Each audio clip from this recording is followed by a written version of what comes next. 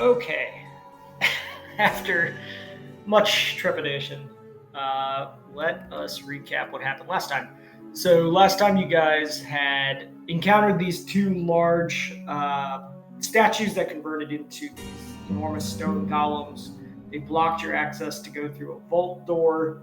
Finry was able to fly above them with Midolfir and begin working on a dial using the numbers and letters that you found, I believe, on that sketch, on the ground outside of the cavern when you first entered. You're able to adjust the knobs, and eventually, with a little bit of defense from Midolfir, you guys open the vault, go through. The golems start making chase behind you, but you guys go vertical, finally get away from them into what looks like almost a utility tunnel with these large conduits that ran up the floor towards a manhole and then into this kind of control room that you all made your way into. You devised some smart ways to bring the parasails up with you, given their weight, and ultimately took a peek outside of this single doorway room to note that you are now underneath that large platform that looked like a port almost, that was blocked by the invisible barrier that you ran into a few sessions ago. Basically where we left you guys did investigate this control panel at the center that you noted it had gnomish letters and numbers again. You tried using the numbers that you had sketched onto a piece of paper, but it didn't work. And that is when you recalled that there were also a series of letters and numbers in Ivandir's journal. And starting to use those, Finray, you heard kind of a locking mechanism that was occurring in the control panel as you were putting them in. And that's when the rest of the group was like, hey, don't complete that before we know what it does. Maybe we should look around a little bit more. So. And also get the second blanket up here. Yes, you guys did successfully repeat the pattern of how you got the first one up. So you do have both parasails in this control room with you right now. Sweet. Good deal. All right. Oh, God. Still getting these pop-up errors. Okay. So, what do you guys want to do? I mean, you guys took a look outside. There's this large kind of field of like a large tub pool. It's like a step pool, I'd say, along the walls. But at the center of it is this very large pool of water, similarly greenish toned.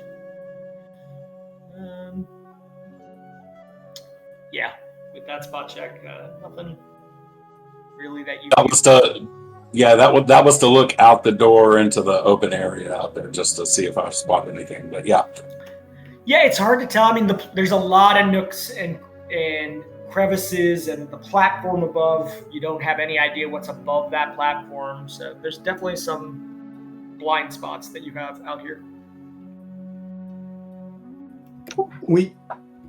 You said we searched this particular room, just to make sure we caught everything. I catch that right? Yeah, you did. There's various those pipes that came up, and Finnery, for your reference, this is where you guys came up, this kind of access hatch right here. There are various pipes that came out of that access hatch, spreading all over the room. They go into these 4 smaller pools on each corner of the room. They distribute, and it seems like a lot of them go under this main walkway, maybe pointing towards this control set that's at the center. But you can't see what's happening underneath the stone.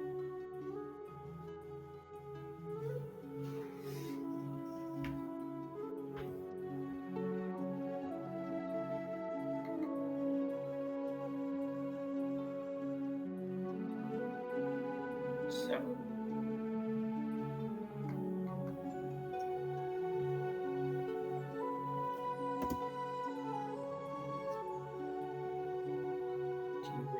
stay in here, finish the number pattern in the control panel, maybe explore outside of this space a little bit? I think I already did some sort of a check last time on the machine, right? So I don't think I can get any more on what this machine's really doing. Yes, yeah, that's correct. Yeah. Okay.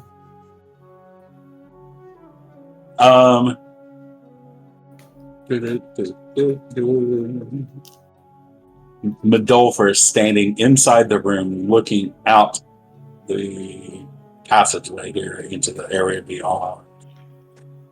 Is going to use his detect magic ability.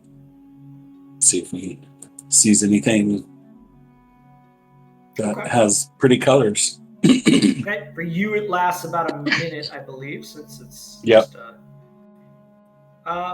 yeah, as you kind of scan the zone directly outside, you pick up a faint aura, very faint aura, off the water in that large pool. It has a similar aura as the small pools of water that are in the room that you're standing in.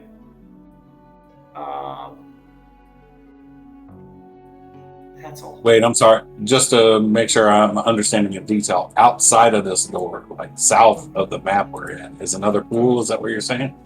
Yeah, a much larger pool that is about, let me see. Give me some dimensions.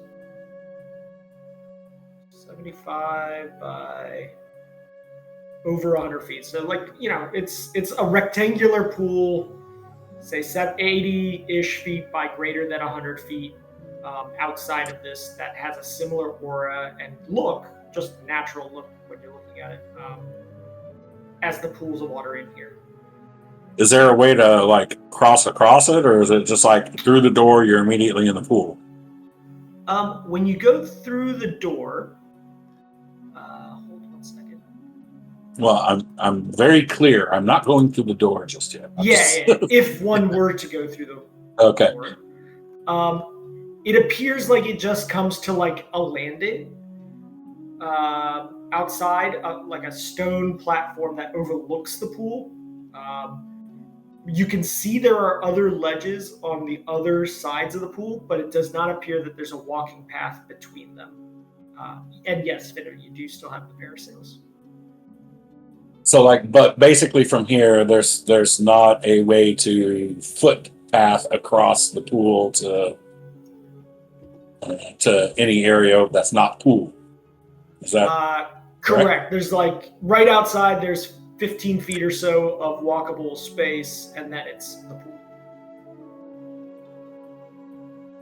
Unless you climbed up, there are ways to climb up, over the stone walls. But yeah.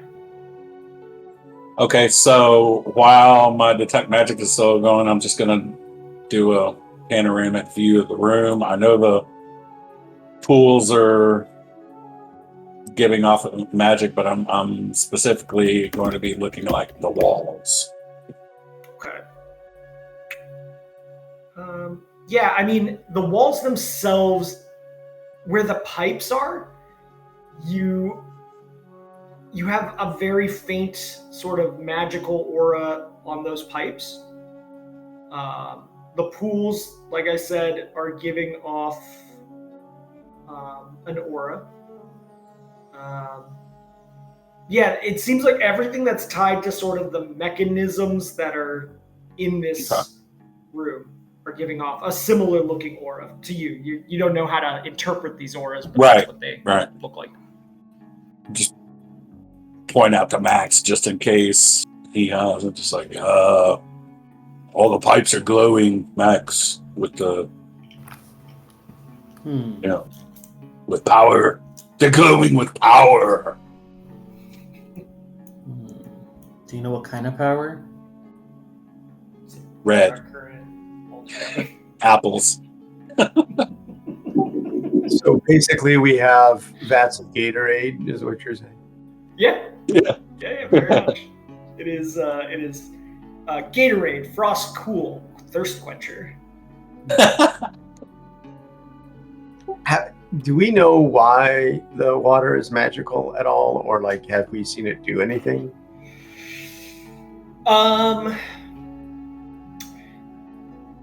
You have not seen the water do anything.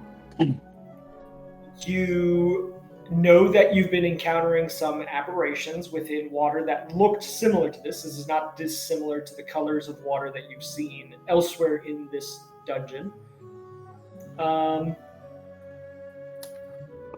And nobody has detected magic on these that could interpret it for further information. Like Medolvir now is the only one who's done a detect magic on the water itself. Max, you thought about using it, I think, but I don't think you actually used it. You wanted to save it. Yeah, Max's thinking was like he doesn't have the portal detection spell prepped. That's what would actually be useful here. Rest in peace, original Finray. I mean, I have it. I just haven't prepared it. So. Oh, okay. Yeah, I have it, but yeah. Well, we still have that candle, right? I mean, we do. I'm gonna take out my bottle of Stable Master's Port. Now, stay with me. Stay with me. I'm gonna pour a little bit of Stable Master's Port into the water. Okay. R&B rap, God style. Yeah. Laughing as you do it. Okay. As you pour it in, it has a very distinctly different color, obviously, than the water that you're pouring it into. One thing you notice, it's almost like the colored dye that they use to show the flow of water. It starts channelizing as you pour it in, and it starts leading towards one of the pipes that you see in there, and you now see, oh, there's like an opening. I didn't notice that before with all that we're looking at. And the little discoloration of that port wine starts going, obviously, into the pipe. And as you look around the rest of the room, you start noticing the discoloration slightly in one of the other pools in here, like the pool adjacent to it. And you see it coming out again in a little entry point. And yeah, it's pretty clear that the piping is in here is distributing between these four pools. But nothing else happens to the port. It's not like it disappears, or it just becomes slowly diluted until you no longer see traces of it.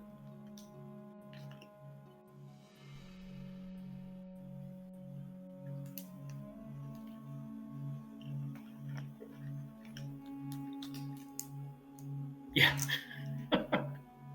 It's really gummed it up now. well, we can continue working on the device or try to parasail across and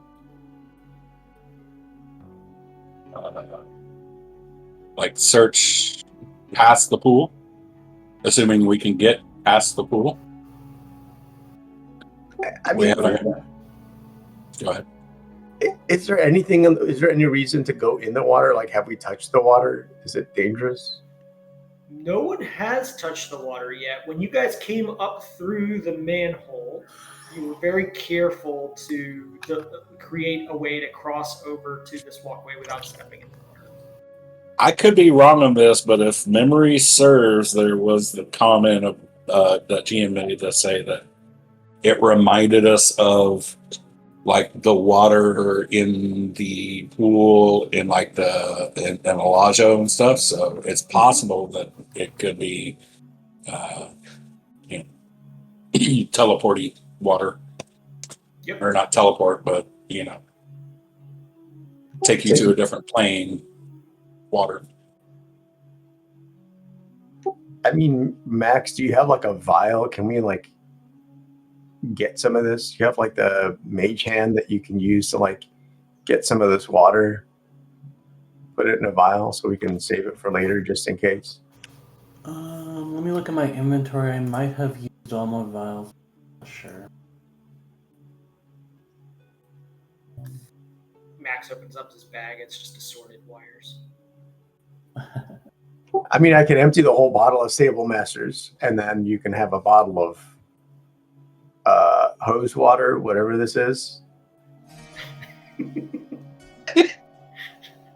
Actually, I have vials. I've got 19 vials. Yeah. So you just grabbing a little bit of the water? Yeah. Are you doing it carefully so as to not touch it yourself? Yeah.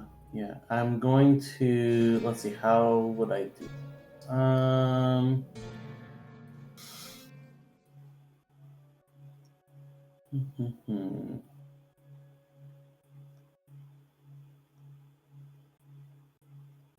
Manolfer, are you still holding your scan? I mean, yeah, until it runs out. Okay. Well, Max Is there? Yeah, go ahead. Is there like some faucets that's dripping into the pool? No. Like from what you can tell, this is almost a closed loop in here. How it is maintaining sort of pressure between the pipes, it's unclear, but there's no new water coming in here from what you can tell. Okay. I didn't prepare mage hands that way. Come on, Spangler. Just Yeah. be really careful. I mean, we can stab it with something. So I've got some really like shitty, like not masterwork daggers. Okay. And let me see here. Max is kind of devising a way with the various tools he has to get the water without putting skin to it. But what I was going to ask is, you're scanning within this minute that's occurring. Are you looking primarily inside, or are you also scanning outside at times? I mean, he's just interested in everything, so yeah, kind of he's going to be looking all around, not concentrating on anything in particular unless he sees something new, like a new thing glowing. But yeah, he's just kind of interested to see what's around, so. What's the deal with the mechanism in the middle, by the way? I don't know if I caught all of that. It's just a series of pipes that's helping distribute the water around, or that is that's the actual like control device itself. And I'll show you, since you weren't here, I'll show you an image of it. It looks like You've completed one. Looks kind of like one that series. in the center.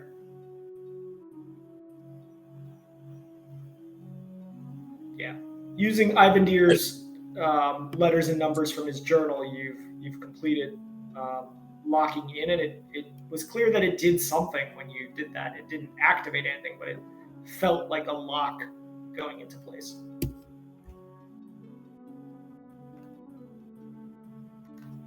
So, Max, you figured out how to get your water?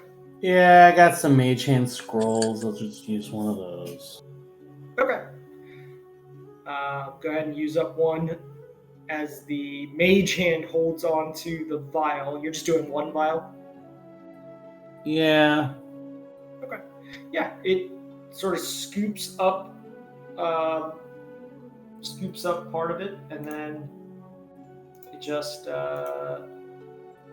you have some of that water. Nothing happens to the vial when it scoops it up. It seems fairly benign, just strangely colored water giving off magical aura for some reason.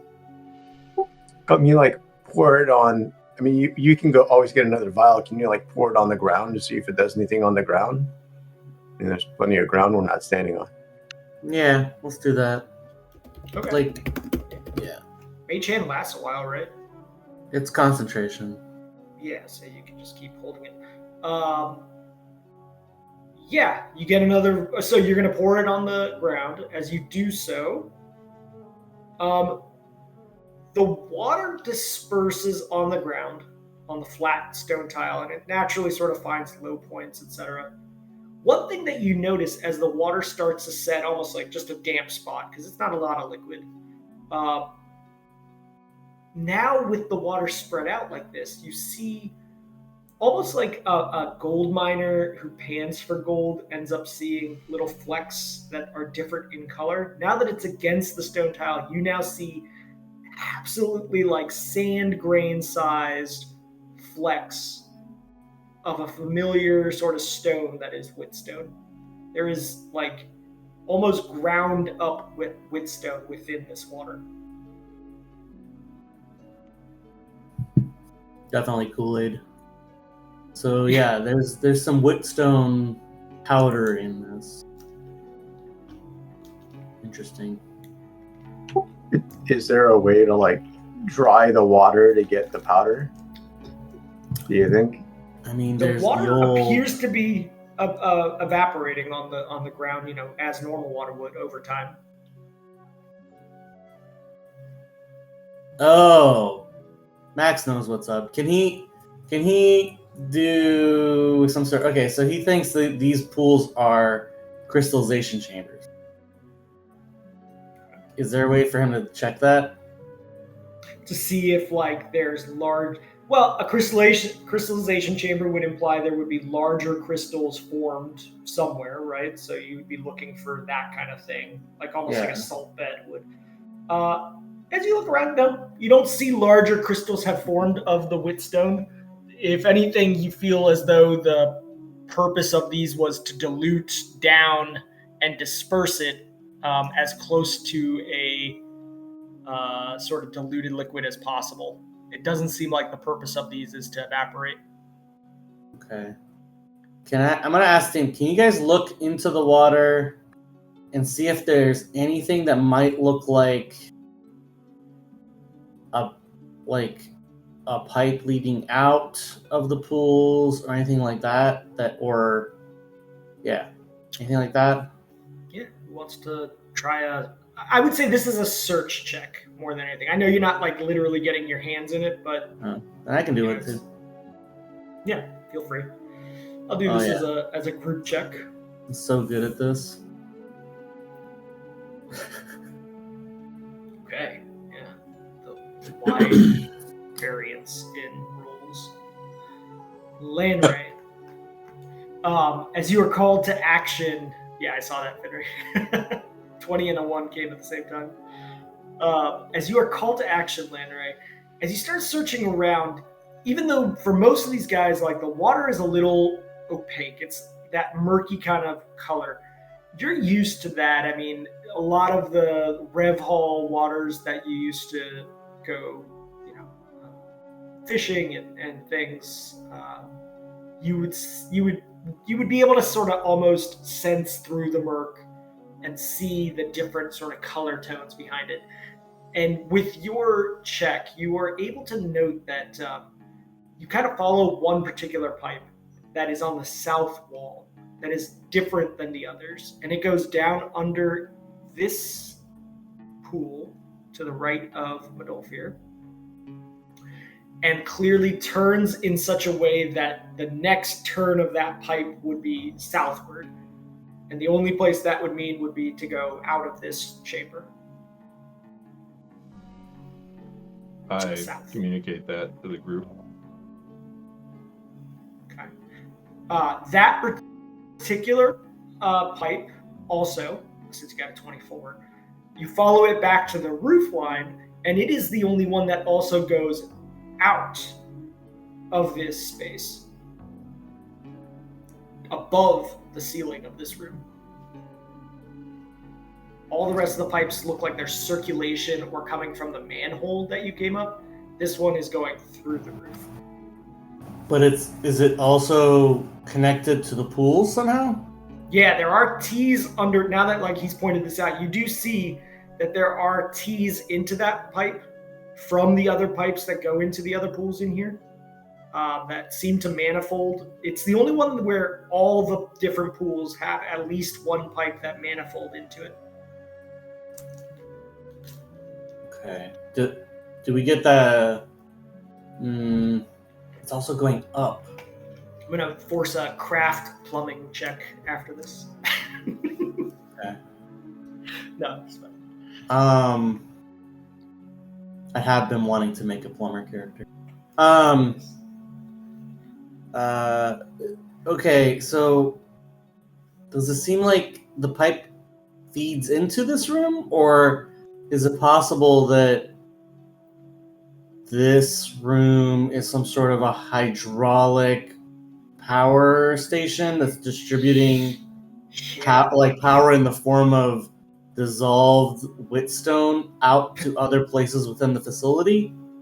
I mean, that's kind of what you're gathering. You Max, have not gone outside to see if there's a variance, and you're kind of, Midolfir's very good at spotting and things, but he's not necessarily interpreting what he's seeing as well as others. This pipe does seem to traverse and interact with this room, and then go out of this room. All right, I go stand next to Midolfir and I look out. Okay.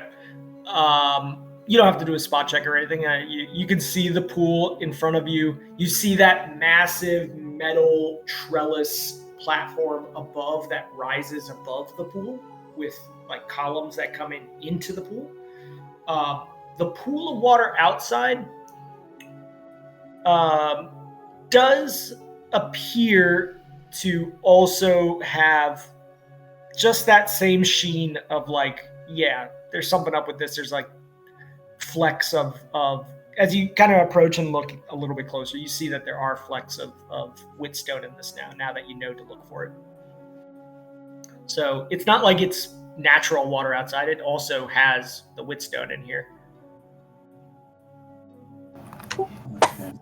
I have to believe if this water was actually dangerous, and if the gnomes were in a highly technological modern society, there'd be some OSHA equivalent that would force them to have handrails. It can't be dangerous.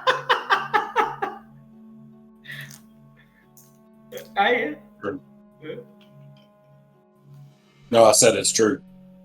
Yeah.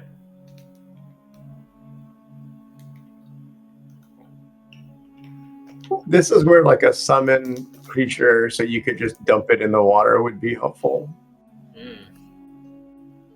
It's why we don't have a conjurer with us. I'm no longer a druid, Meldo just kind of like ducks behind Landry. Not it. He's like, no, not it. Yeah, unless you guys, at this point, you think you've exhausted your understanding of it. Max, you understand that, like, mechanically, this either would be some sort of power room or, like, the source of the liquid. But as you look outside, there's lots of this similar liquid outside. So, I would say as a character, you would think what your initial input is making sense. This could be like some place where it is powered, like a.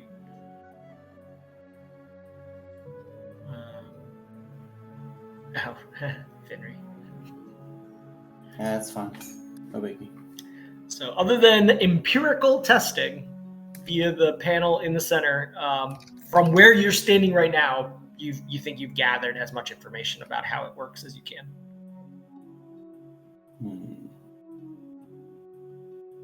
All right. Well, what do we want to do next on this journey of discovery, self-discovery? And Max looks over at Midolfir. Did we still have a couple vials of this water just in case? Yeah, Max has his mage hand still going. So, Yeah. Max, you can put whatever number of vials you want in your inventory. All right.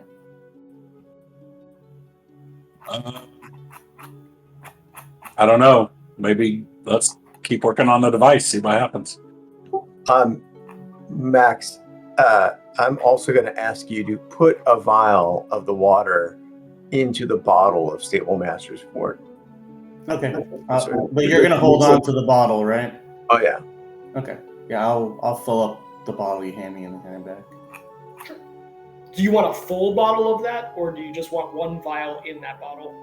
No, I want to treat it like like you can fortify wine. So I'm going to fortify it with some whetstone water. Got it. Okay. Oh, that's gonna be a hell of a hangover. Capitalization. Okay. So yeah, Finry. I mean, Midolfir says maybe we should continue to. I think it was Midolfir said to Yes. continue on the control device. Do you wish to return to it?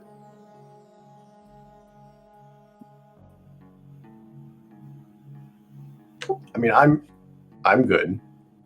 Okay. I don't really have an opinion either way. Either that, or I think Modalfear said we could fly out over the water. We could do that too. Yeah. Which one do you want to get? You guys want to do?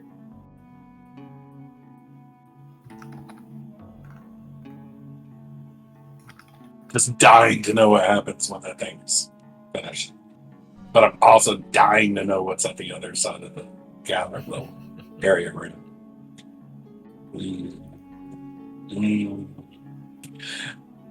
Let's start. Midolfer's vote is to work on the mechanism. Okay.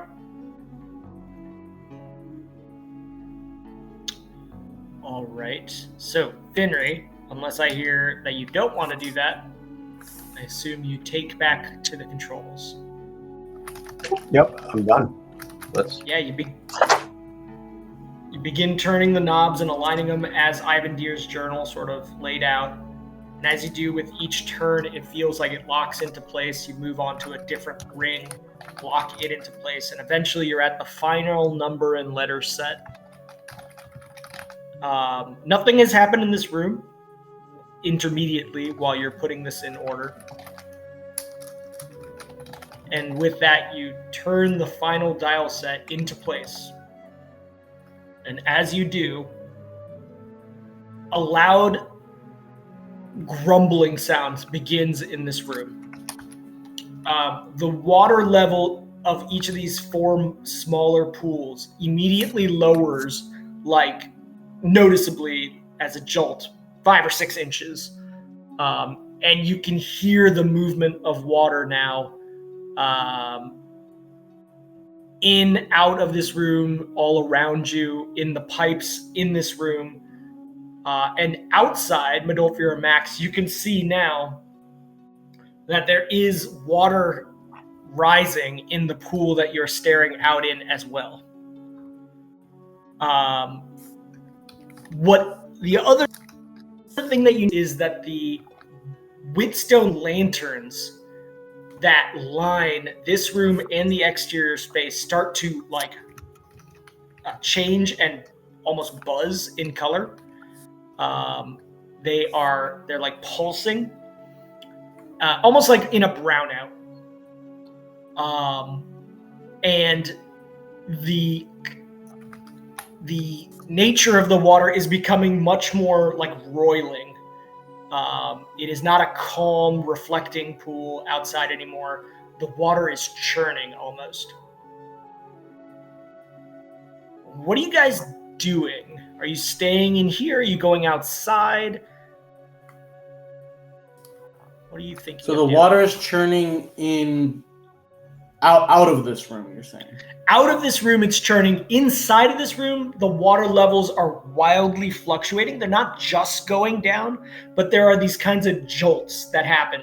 Initially, when he first put the dial, all the water level dropped like 6 inches in these small pools, and then suddenly surge back up and down. Now it's more like a sinusoidal, like they rise, they lower, but they're in a pattern almost. Are they like overflowing at all, or does it? No, there was enough kind of space above the water to where you guys are standing that it seems safe enough, even though whatever is occurring is operating now. Max wants to try an engineering check to see if it figure out like if it's like equivalent to like pistons in an engine or like. Yeah. And Finry, you're just doing a flat listen check. With your listen check, Finry, you do hear, I mean, there's a lot of sounds happening. There's flowing water, etc. You also hear a distinct, where are you standing, Finry? Still at the control panel or by the door with Max? I'm at the control panel. Okay. So in my brain, this is kind of like it feels like the water is being pumped in some machine somewhere has to be going, so I'm trying to listen for that machine. Yeah, got it. Great idea. So as you listen, you hear all the flowing water around you, but there is a distinctly sort of louder side of the room, and that side of the room is above the southeast corner pool.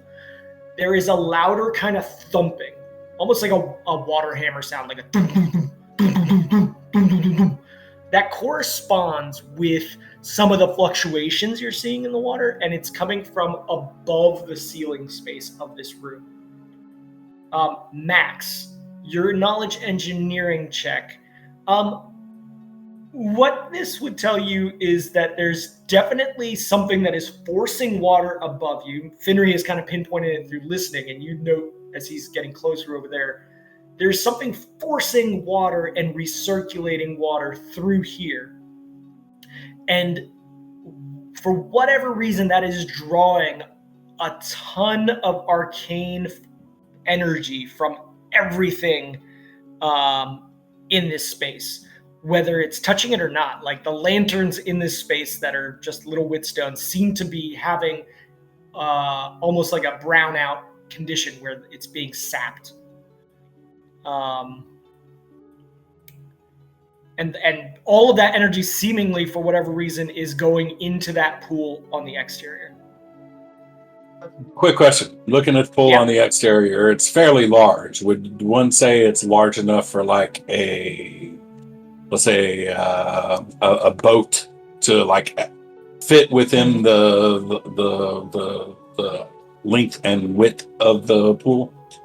Yeah, for sure. Especially if that pool were to rise even more into that step well, it looks like it would absolutely be able to, even like a frigate might be able to fit in that pool. Are you looking outside, Medolfir? And Landry, are you doing any kind of looking around? Yeah, I think Yeah, sorry, go ahead. I was just going to say, yes, I'm looking outside. Okay. What about you, Landry? Yeah, Sorry. and I'm going to pay attention to kind of the room that we're in just to make sure I don't see anything that looks like a threat or something like that. Yeah, no. I mean, you still have the best search check. As you look around, you feel comfortable that in this room, the chaos is controlled. It is in a pattern in this room.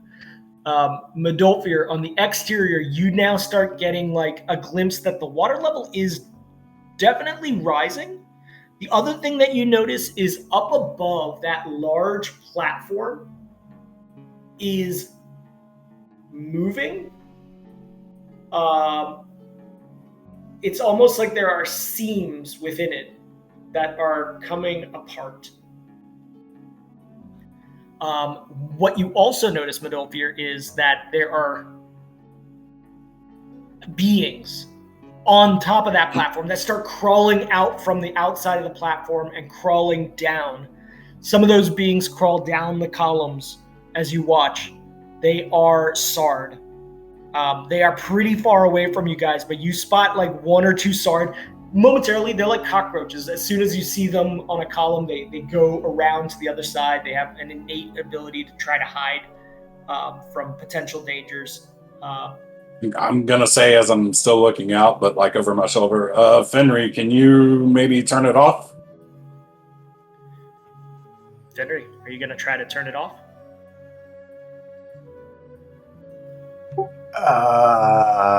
I'm not sure I know how to turn it off. I'm gonna kind of shrug. I'm like, I don't know what I'm doing. Why do you need me to turn it off? Like, or did you tell me about the Sard? There are Sards coming out of the platform off the other end of the pool. Like, are these those little guys that like have that psychic attack? Is that what a Sard is? Yeah, they're almost like little annoying cockroachy. Little. They're the size of like a dog with a psychic attack. Yes. How many Sards are there, by the way? Like, is it like one or two, or is it like 1,000? Medolfir, as you search out, like you see them certainly scattered from the platform. You spot at least like 3 or 4, but like cockroaches, there might be others around. You also see something up on the platform not on the platform, sorry. As you look around now, that is on the step wells themselves. That is seemingly larger mass. It looks maybe like one of those sentry constructs you've seen before across the pool. It's hard to see them. Before, they just kind of fit in with the background, but now in this kind of pulsing light and the movement they're now having, you can see that large mass moving across the pool. Explain that. Okay. Draw my sword. I was just going to ask. I can't remember. Before we came in, were the Sards and those constructs, would they kill each other, or like they don't care about each other? I can't. Have we seen that interaction? The only similar proximity you've seen is when you guys came across the underwater aberrations, which you expect to be aboleths. They were in close proximity to the moving constructs up on the hills on your way in here. So, on your way to the vault. So they didn't seem like they cared of each other's existence. I mean, do I know how to stop this thing? Like what's your first way to try to stop it? Are you adjusting something that you did before?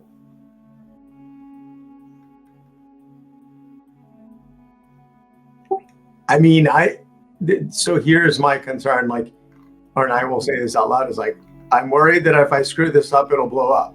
Like, that's my challenge. Yeah. Is it fair to say this is an alchemical machine? Yeah, I'd say you could. Yeah. How come? Right. Max rushes back to Finray and looks at it and tries to figure out how to shut it off. There's got to be I don't know. Can I do a craft alchemy on this? I'll allow it.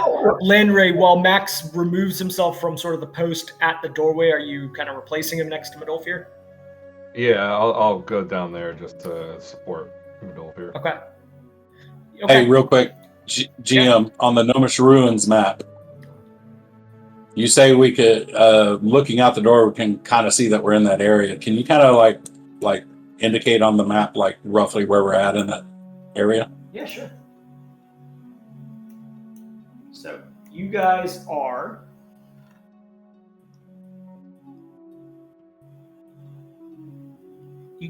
seemingly in a floating. Hold on. You're in a pool that's above the lake that surrounds it. So these walls go up, and you believe that there's more water all around you outside of this step pool. And above you, above this rectangle, is the platform high above, with bridges that come from either direction.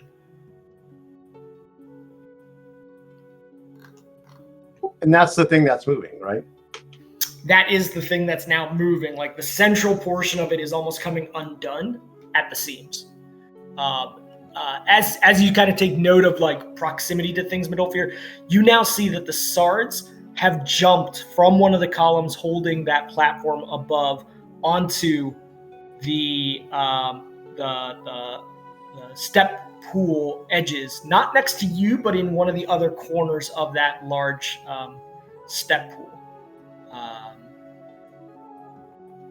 And the crawler construct has also started to move and climb on the sides of the walls of the stairwell, coming in your general direction. So have I been able to? Sorry, go ahead. I was just going to say, Midolfi's going to say, maybe we should get the parasails ready in case we can't turn this off. Okay. So we can fly out. Okay. So my craft alchemy check was not. Yes. As you kind of study this, like, you're looking around this, and you start envisioning it as a large alchemical set that's trying to create almost like a potion or an alchemy solution. And you're like, okay, if this was a giant version of that, And that is like you're looking at it, you're like, oh, okay, and then you titrate that, and you're like, the pipe is probably the main pipe that comes in from somewhere else is probably the thing that is driving what is happening outside. So that pipe and whatever it holds and its existence is creating whatever this liquid is outside that is different than the liquid in here. No, say what you're going to say. I'm not sure this is a bad thing. Like it sounds like there's things happening, but it doesn't look like the SARS. I think the SARS are getting out of the way of whatever's happening to the scaffolding, and I think the folks that are around the water are moving. But I don't feel like it doesn't sound like anything is coming to kill us. Is that true? That's a great question. Are Landry and Midolfir hiding in any way, or are you standing at the doorway? I mean, when you put it like that, no. Hold on. I'm thinking back to glyph clues we had. Landry, what would you have been doing while he's thinking about that? I mean, so when I took my place next to Midolfir, if I saw the Sards coming at us, I would probably just be preparing for them to attack us. Okay. I don't think I would be necessarily hiding from them. Okay. Yeah, I mean, as you look, let me roll real quick. I know I've got some questions before anything goes down. You do get a sense, as you watch, you do get a sense, Landry, that there is intent behind where some of these stars are moving. They may have been scattered because of the commotion of what's happening to the platform, but whatever has awoken, they seem to be drawn towards your direction. They are making their way difficultly by going along walls and things, but generally towards the north where you guys are. Okay. Question. You said the water's kind of roiling in the big pool. Mm-hmm. Is there any kind of what's the word I'm looking for? Cyclonic, maybe is the wrong word. Activity to it? Is there is it swirling? Yeah. No, it's much more just like a pot of boiling water more than anything. It is not. It doesn't seem like there's a motion to it, other than that motion is going upward. Also, I know you described like the sounds of like the pumping mechanism, kind of thrumming or thumping. But would any of the sounds? Is there like a regular cadence that would seem like drums, like a drumming sound? I mean, loosely, it is a pattern. It doesn't sound like a drum, though. It's more just like an amelodic, cacophonous beat. It does not bring you any joy at all.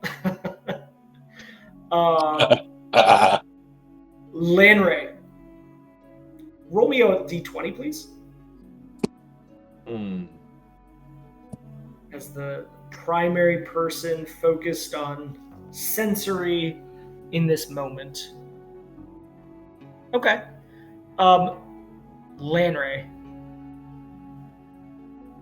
In this moment, you spot one of these Sard beings immediately coming down under the doorway directly in front of you. It must have climbed on the walls and you did not see it until this moment. You did roll a 20 on your spot check, essentially, with that roll. You do spot it in time to call out to Midolfir and to back away far enough that it cannot touch you.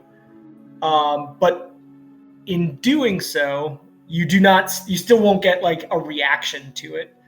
Are you doing that, or are you reacting to strike it? That's essentially your two options. You can take an arrow and strike it, or you can call out and both of you can kind of retreat back 5 feet.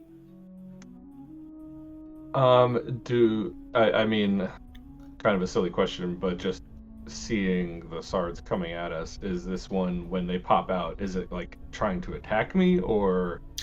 It seems almost as surprised as you. I mean, you can't really determine emotion, but in this moment, it definitely didn't just come down and jump immediately at your face. There was a moment of like hesitation. Right. Okay. But I'm gonna yell out to the group and just warn them that, okay. Hey, there's a Sard above us. Okay. And Medolfir, in this moment, you're not able to react other than a 5-foot step. You would not be able to strike it back. 5-foot step back. And Landray, you're taking your 5-foot step back? Yeah. Okay. While voicing again, we should get the parasails ready. So, to be clear, I haven't been able to stop the machine. You have not been able to stop the machine. Finry, would you have messed with the dials, Finry? Finry is so. Parham would have messed with the dials. Finry is worried about breaking things, and like this is not very much not my MO. So I don't. Can Max have said something as he sees the trepidation on Finray's face? You can attempt, yeah. Break it. Okay, I'll start messing with the dials. Okay. As you mess with the dials, just changing the dials differently than what they were to set this mechanism doesn't seem to be stopping it. So just like changing the lock doesn't seem to make the system stop at this point. Whatever you have initiated, it is continuing unless there is a shutdown procedure that you might have to figure out. All right. I'm going to draw my cookies. Okay. And Max, what are you doing in this moment? Max is going to... He still has his mage hand going, so he's going to, three-handedly try to unroll the parasails. Cool. Yeah, you can definitely do that. And with that, I will say, even though it is just one being at this moment that you're aware of, I need you to roll initiative. Oh, nice initiative. Where were the sails located in back here? You had rolled them up and put them back there essentially. Yep. All right, so that's where he ran to. Okay. Please.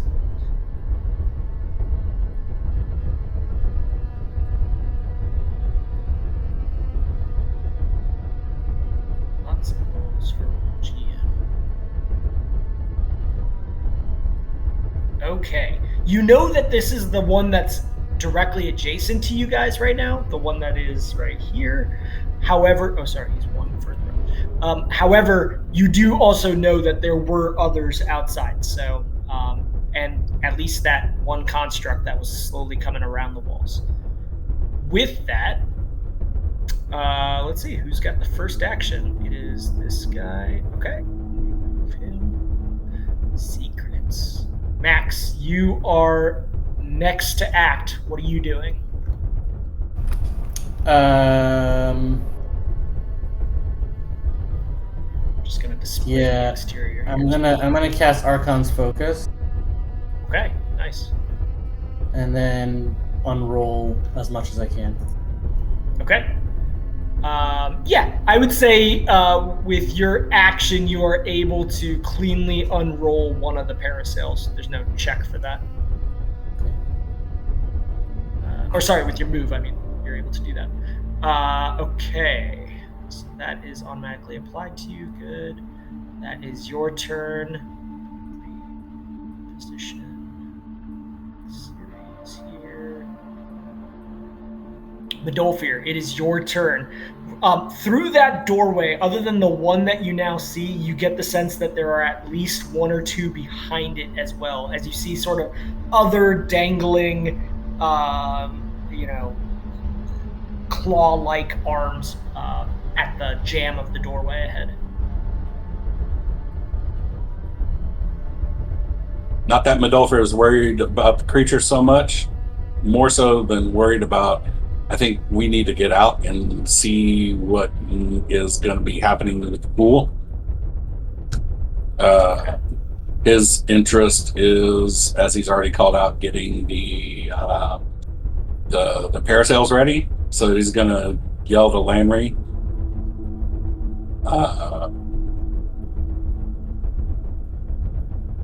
Go get the parasails ready. Okay. And you're just then, gonna... Okay. then he's gonna step in between and take a 5 foot, Yep.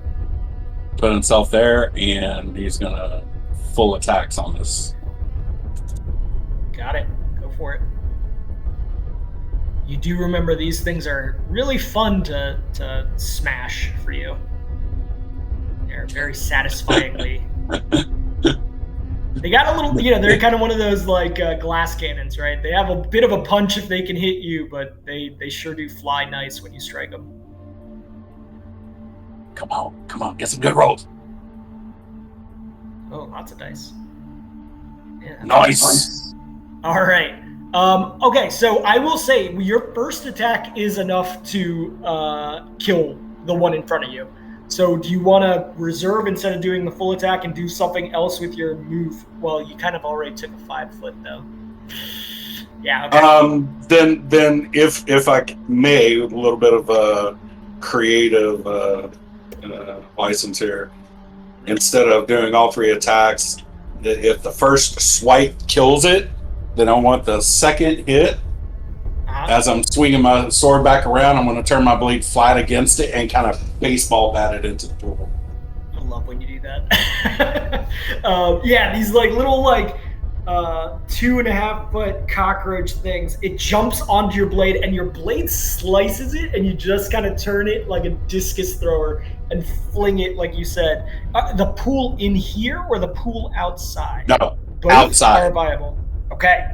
As you outside. fling it, I want his friends to see what fate is going to befall them if they come in. Yeah. As you cut into its meat and intimidation. Can I attempt that as an intimidation? You can certainly try it. It doesn't go well for you most of the time, but you can definitely. Yeah, but who knows? Nat 20 may grace me today. Yeah. Well, okay. No. Yeah.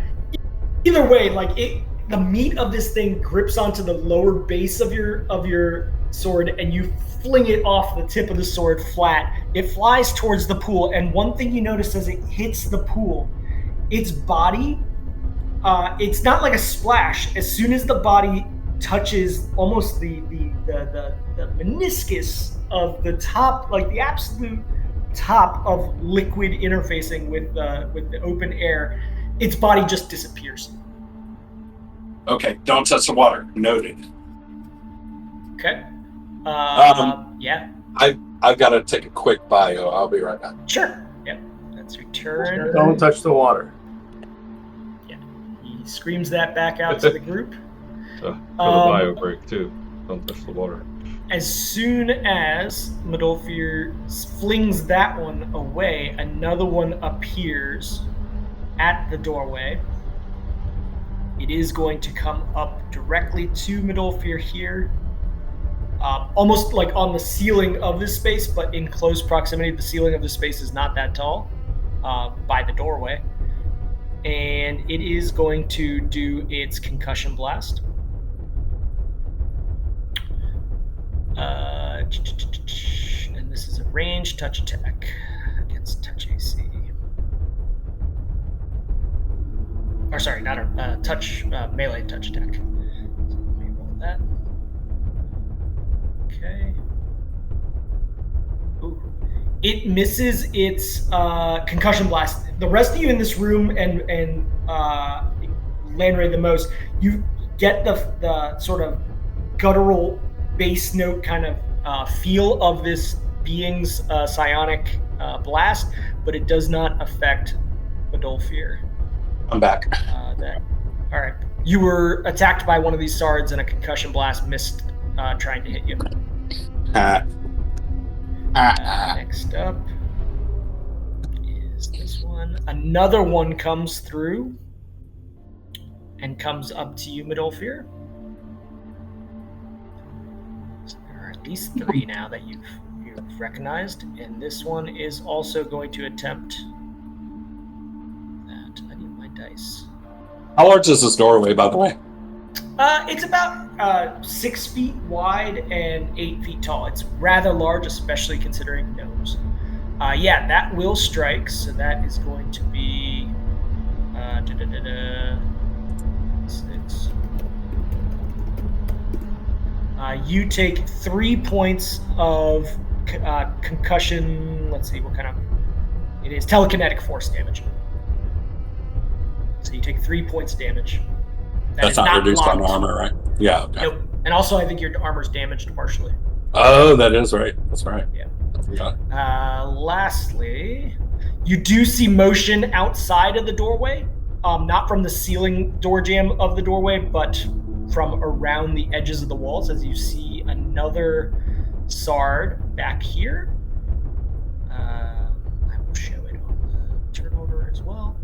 And then lastly, you do see the large construct crawler that you had seen before, a few rounds before, is made its way over to the exterior of where you guys are. So if you can scroll down now and see more of the exterior map, you can see that construct here. Now, one thing that you notice immediately about that construct, it does not look like other constructs that you have seen before. This construct has strange tentacles coming from its, what you would say, the front side, and its sort of appendages also have like mandrels almost. I wouldn't say tentacles, but just kind of dangling, familiar to you, Lanray, of traits of an aberration. But this is clearly a construct also. At the end of its turn, it ends up here. It is back to you, Lanray. Midolfr is just shouting, "Run! Go!" Yeah, I'm gonna sprint to try to go get the parasail set up. Sure, yeah. Let's see, how far can you move?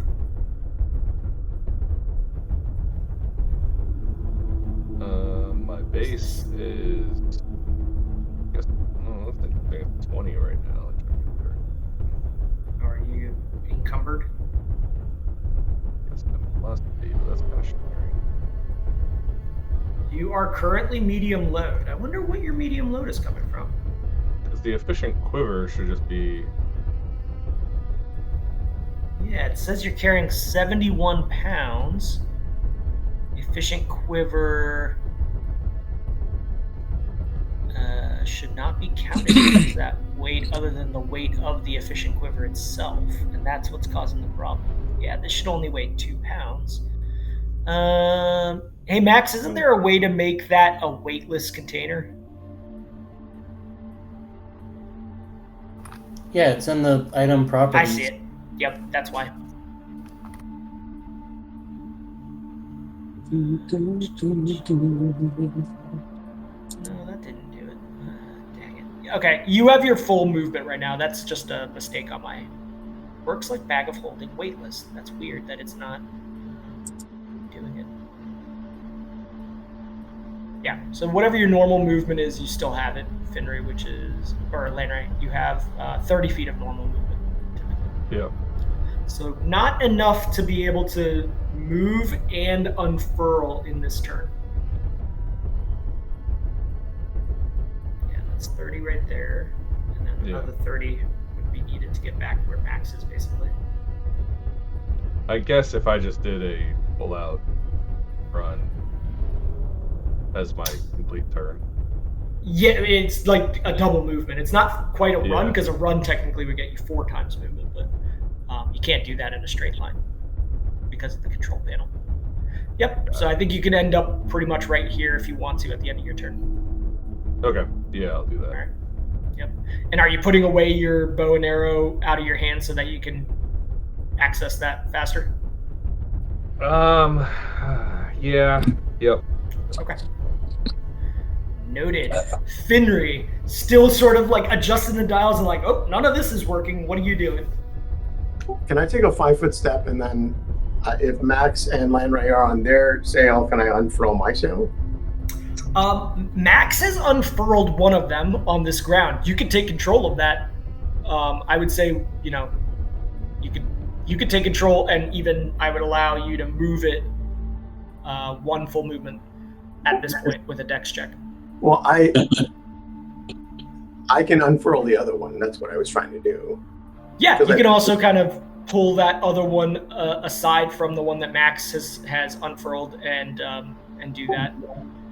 Can I unfurl the second one? Because I figure if Max and Landray already have one, then I will get the other one and wait for Modalfear. Sure, you could do so. So it takes one of your movements to unfurl that. I would say you would only be able to like get on it. You wouldn't be able to move it now after that. Is that okay? That's fine. I'm waiting for Modalfear now. Tell him to come over here. Let's go. Okay, noted. That is your turn. More movement on the exterior. And you hear the sounds of further, like when that large construct came into place, it made noises that were like, metal on stone. You hear similar sounds despite the fact that you do not see that one moving, Modalfear. So you get the sense that there might be another one of these close by that is not in your line of sight right now. Sure. One, maybe more. You don't know. That is that turn. It is back to the top. So Max, you're about to go, but before you do, another one of these beings comes through the door. It is going to start crawling on the walls here. So it is up 5 feet on the walls. Guys, Max, I sense some your turn. serious epicness coming up here. What are you doing, Max? Oh, is it little on me? Okay. Yes, sir. You have unfurled, and Finry has taken control of the one that you unfurled. Or sorry, no, you have unfurled your own. Finry took control of his own. Okay. Well, I'm standing on top of the one I unfurled. And I'm not trying to fly this thing. Yep.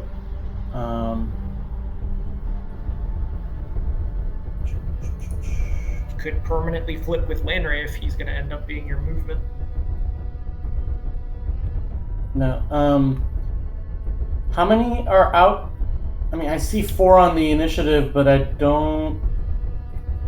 Yeah. There's three inside the room, 1 outside, plus the construct outside. Yep. Okay.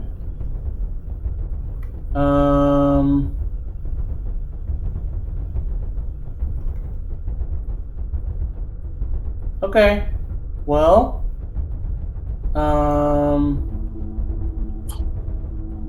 Gonna go ahead and cast Fireball. Sweet. Yes.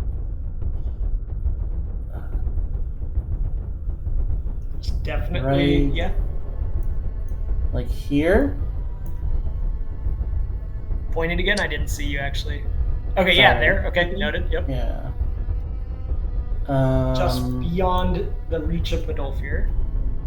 Yeah. Mm-hmm. I'm gonna drop it there. Wow, that hits a lot of things. And I don't even like I don't see this guy back here, but I know that I don't want to hit Modalfear, which is why I'm putting it back here. Yeah, definitely. So yeah. Okay, yeah. That is 26 points on less reflex saves. So let's do some reflex saves. These things have decent reflex. Let's see. It's 1, it's 2, 3, 4, and this is important. So the final one is one that you didn't see that drops dead from the fireball. It falls off the doorway exterior. Modalfear, you spot it. It is dead because it failed. However, the ones that succeeded, which is just the first two. The second, Yeah. Yeah, there is the one that's out on this ledge here also dead. Oh, okay. Dead with 26, right? Yeah, 26 damage. However, the two that do pass, it is not enough to kill them. They look badly singed, but they are not dead. How about the construct? And the construct. Crispy, yes. Construct does not have a very good roll. He's going to have to roll out of his mind now. Yes, the Corrupted Sentry takes the full 26 points of damage, but is looking fine. Let me see if he has any other things that protect him. Nope, because we decided that. Okay. Yep. That's it. I see two of them in front of Medolfir, right? You do. Those two are the ones that actually passed their reflex save. Alright, I'm gonna hit them with... Remind me, when these things die, they don't explode, do they? No. No, you haven't seen any explosions. I'm gonna hit them with Magic Missile. Split it between the two. Sure, yeah. Yeah, Archon's focus, baby. Nice rolls. Thanks. Oh yeah, that's a lot of high end. Can I hit the first two and then the last three together? So the first, you want to go two of them to the guy directly in front of Medolfir, and then the rest to the guy to the right? Sure. Okay, yeah. That is enough to... Oops, sorry. Dead, both of them. Nice And job, I yell, Medolfir, get back here. Okay. Pretty Damn. sure. Dude. I kind of like hold on to the sail with the expectation that, I don't know, someone's gonna do something. It's not me. Sweet. That is your turn. Nicely done. As if immediately the corpses of these Sard begin to, char away, another one appears. These things are coming through like a swarm. It is able to get right on top of the dead body of its buddy. Hold on. Let me move buddy out of the way. I need to know. It just traveled more than 40 feet. No, it started here and came around. Sorry, I was dragging. I'm just saying, like,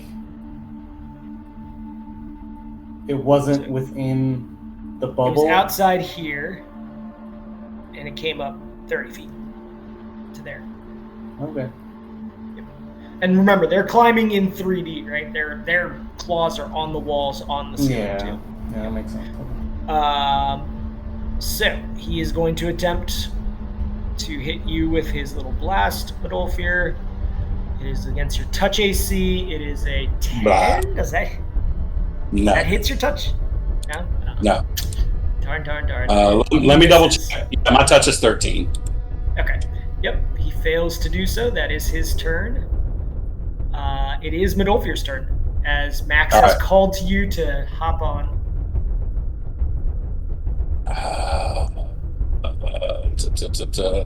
Yeah, whatever. My land speed currently is 40, so I got no problem dashing to get here. But does the driver or the piloter of the parasail need to be at the front of the parasail? No, I would say, regardless, the person who's controlling just has to be on the parasail. They can pull up whatever edge is necessary. All right, so as I'm running, I'm not stowing my sword. I'm going to tell Fenry to get to the back so I can be on the front. Okay, sure. I mean, it's a rectangle. Whatever side you choose pretty much becomes the front, but noted. But very specifically for what's about to happen, I want to be on the front. Yeah, I will say that, with that movement, you are easily able to sort of, with Fenry's not trying to stop you, move Fenry the 5 feet over within your turn to do that. Since he is much lighter, I will not even attempt to check a strength check here. Okay. And then I'm gonna be in batting stance with the sword. Okay, noted. That is your turn. Now, the deformed construct is close enough that he is going to come up. Let's see, this is maximum distance here.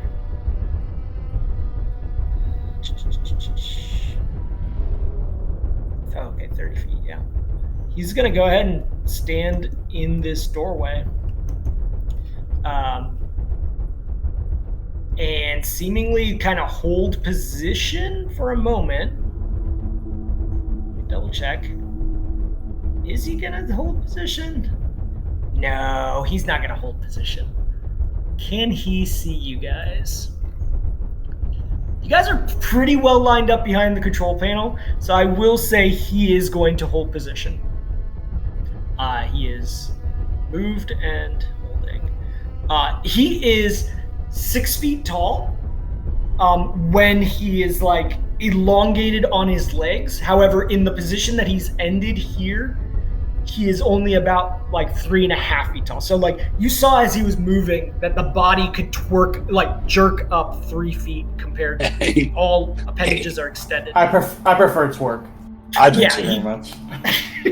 Put his back legs up on the wall, and so just keep that in mind. The doorway has become very narrow in this moment. Lanray, you see this thing out beyond the control panel, though, because he had no line of sight to you, like, you also have no clean line of sight. There is enough cover and concealment here that those kinds of things are affected in this moment. Got it. Okay. I mean, I guess I'm gonna... So is the second parasail and ready to go? Or do we have to pull that out? Both of them are opened, and I believe Finry and Medolfir are fully on theirs. Max is like standing and ready for you to jump onto. Yeah, okay. So I'll jump on the parasail and... Okay, I'll say that you don't even have to move. Like, it's right there. It's not like even a 5 foot. So you are on the parasail. Got it. Medolfir is going to shout over his shoulder to Finry. Finry, full speed. Okay. And like I said, I'm like stanced, like with my sword ready to just rain destruction. Yeah. Yeah, and I'm gonna, as we get ready, I'm gonna turn around and just yell to Max, "You got anything more in that bag of tricks?" As we get ready to go. Also for fairness, GM, wouldn't that last Sard that popped in the doorway next to me, wouldn't he have got an attack of opportunity when I ran? It didn't take it. Unless you disengaged. No, I just could have disengaged because you were just moving. Okay, then we'll call it that then. Your speed is 40, right? Yeah. Yep. So I think you can make it there without needing both movements. Either way, he did not take an attack of opportunity against you in that moment. It took 60 to get there. Yeah, so he would have theoretically, but it didn't. Which may come into play. Who knows? 55. Okay. So Lanray, is that your? Are you going to go ahead and try to move the parasail, or? Yeah, I think so. We gotta basically go full steam ahead and try to get through. Okay. Yeah, and Finry's kind of yelling out like it's really tight to get through at this moment because of the construct. We're either going to come to a stop or he's coming with us. Okay.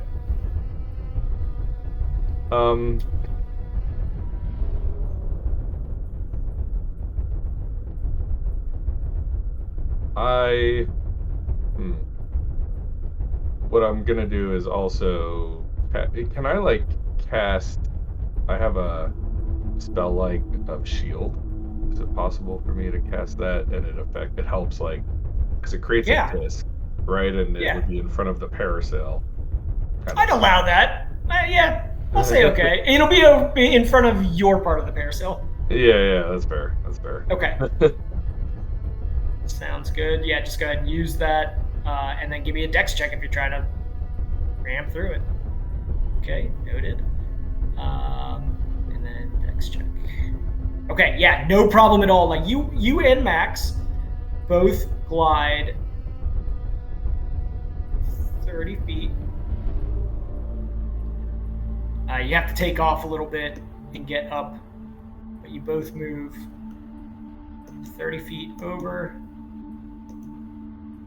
Hey, why are you not moving? And then, sorry guys, but I have to drop. No worries. Okay, so you're gonna just be captain of that, so I'll control that. Pretty much, yeah. Sounds good. Okay. Yep. I'll All right. be excited to see if we make it through. Yes. Excellent. Thanks, Landry. Have a good one, Landry. Yep.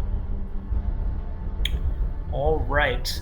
So that is Landry's turn. You guys end up just above the control panel edge. Finnery, what are you doing? Okay, nice.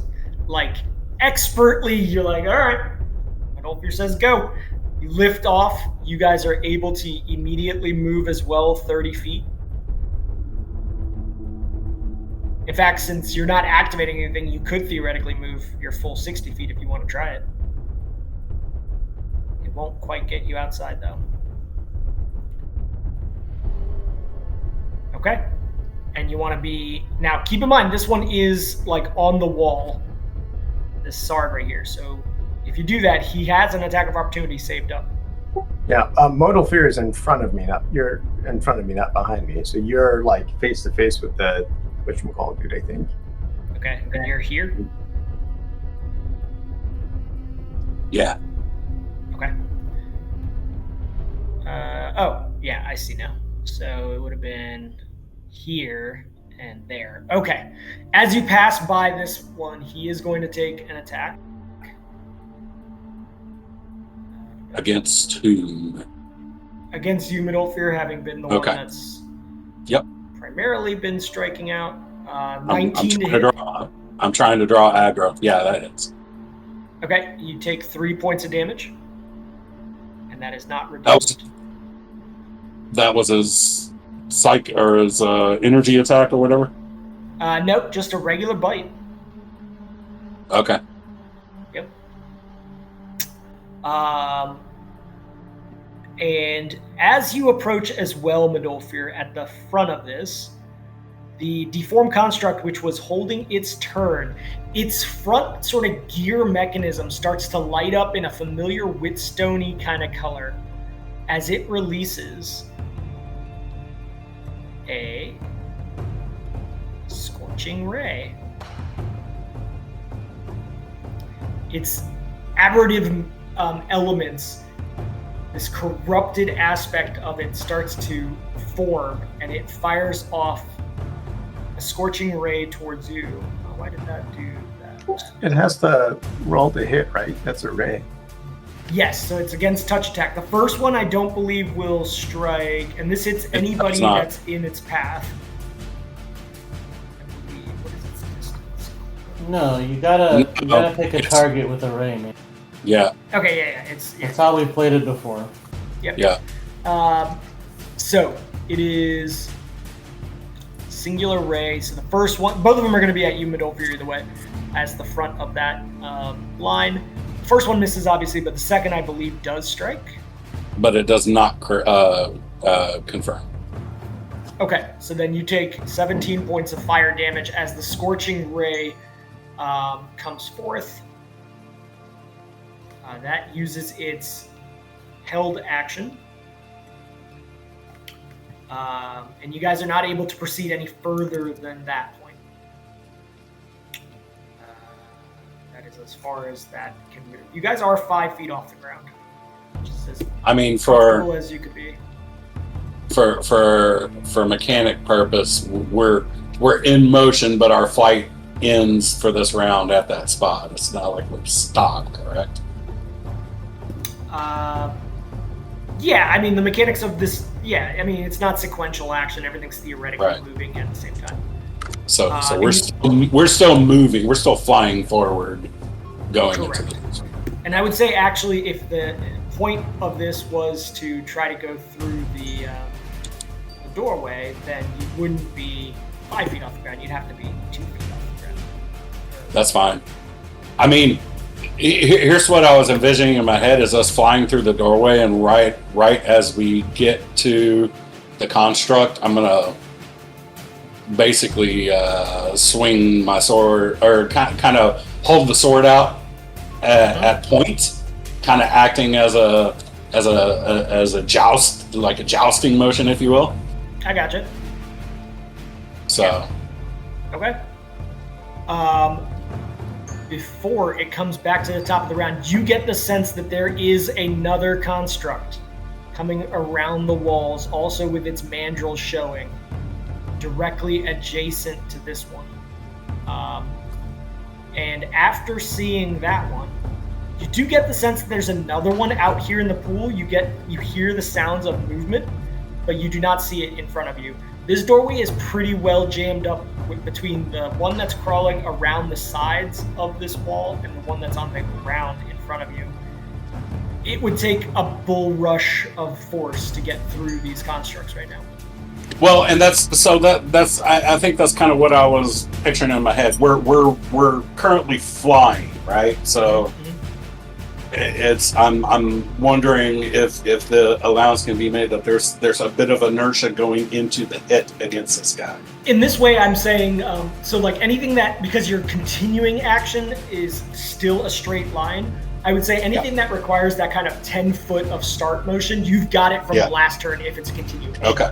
Yeah. So even though you're right next to him, the next turn I will allow it to be a continuation of that, yeah. But if he kills this construct in front of him, I can fly through. Yes, in that order you would be able to do it, yes. Or knock it out of its place. Yep, exactly. Okay, but before all that, this Sard is going to use its movement. It's going to come crawl up on the top of the door jamb and strike down against you, Finnery. And let's see if it can finally land one of these concussion blasts. Not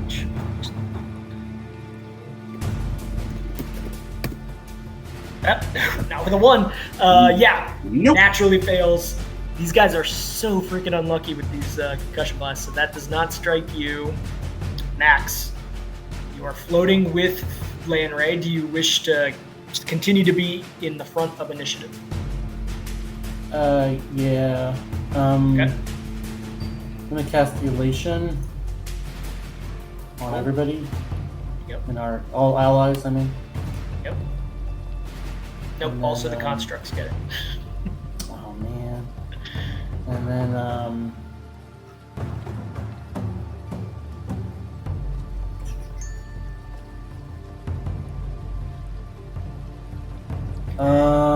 I'm gonna try to hit the construct that's actually directly in front of the door. Uh-huh. I'm gonna try to hit it with Ray of Enfeeblement to try to weaken it, Cool, like yeah, strength smart. wise.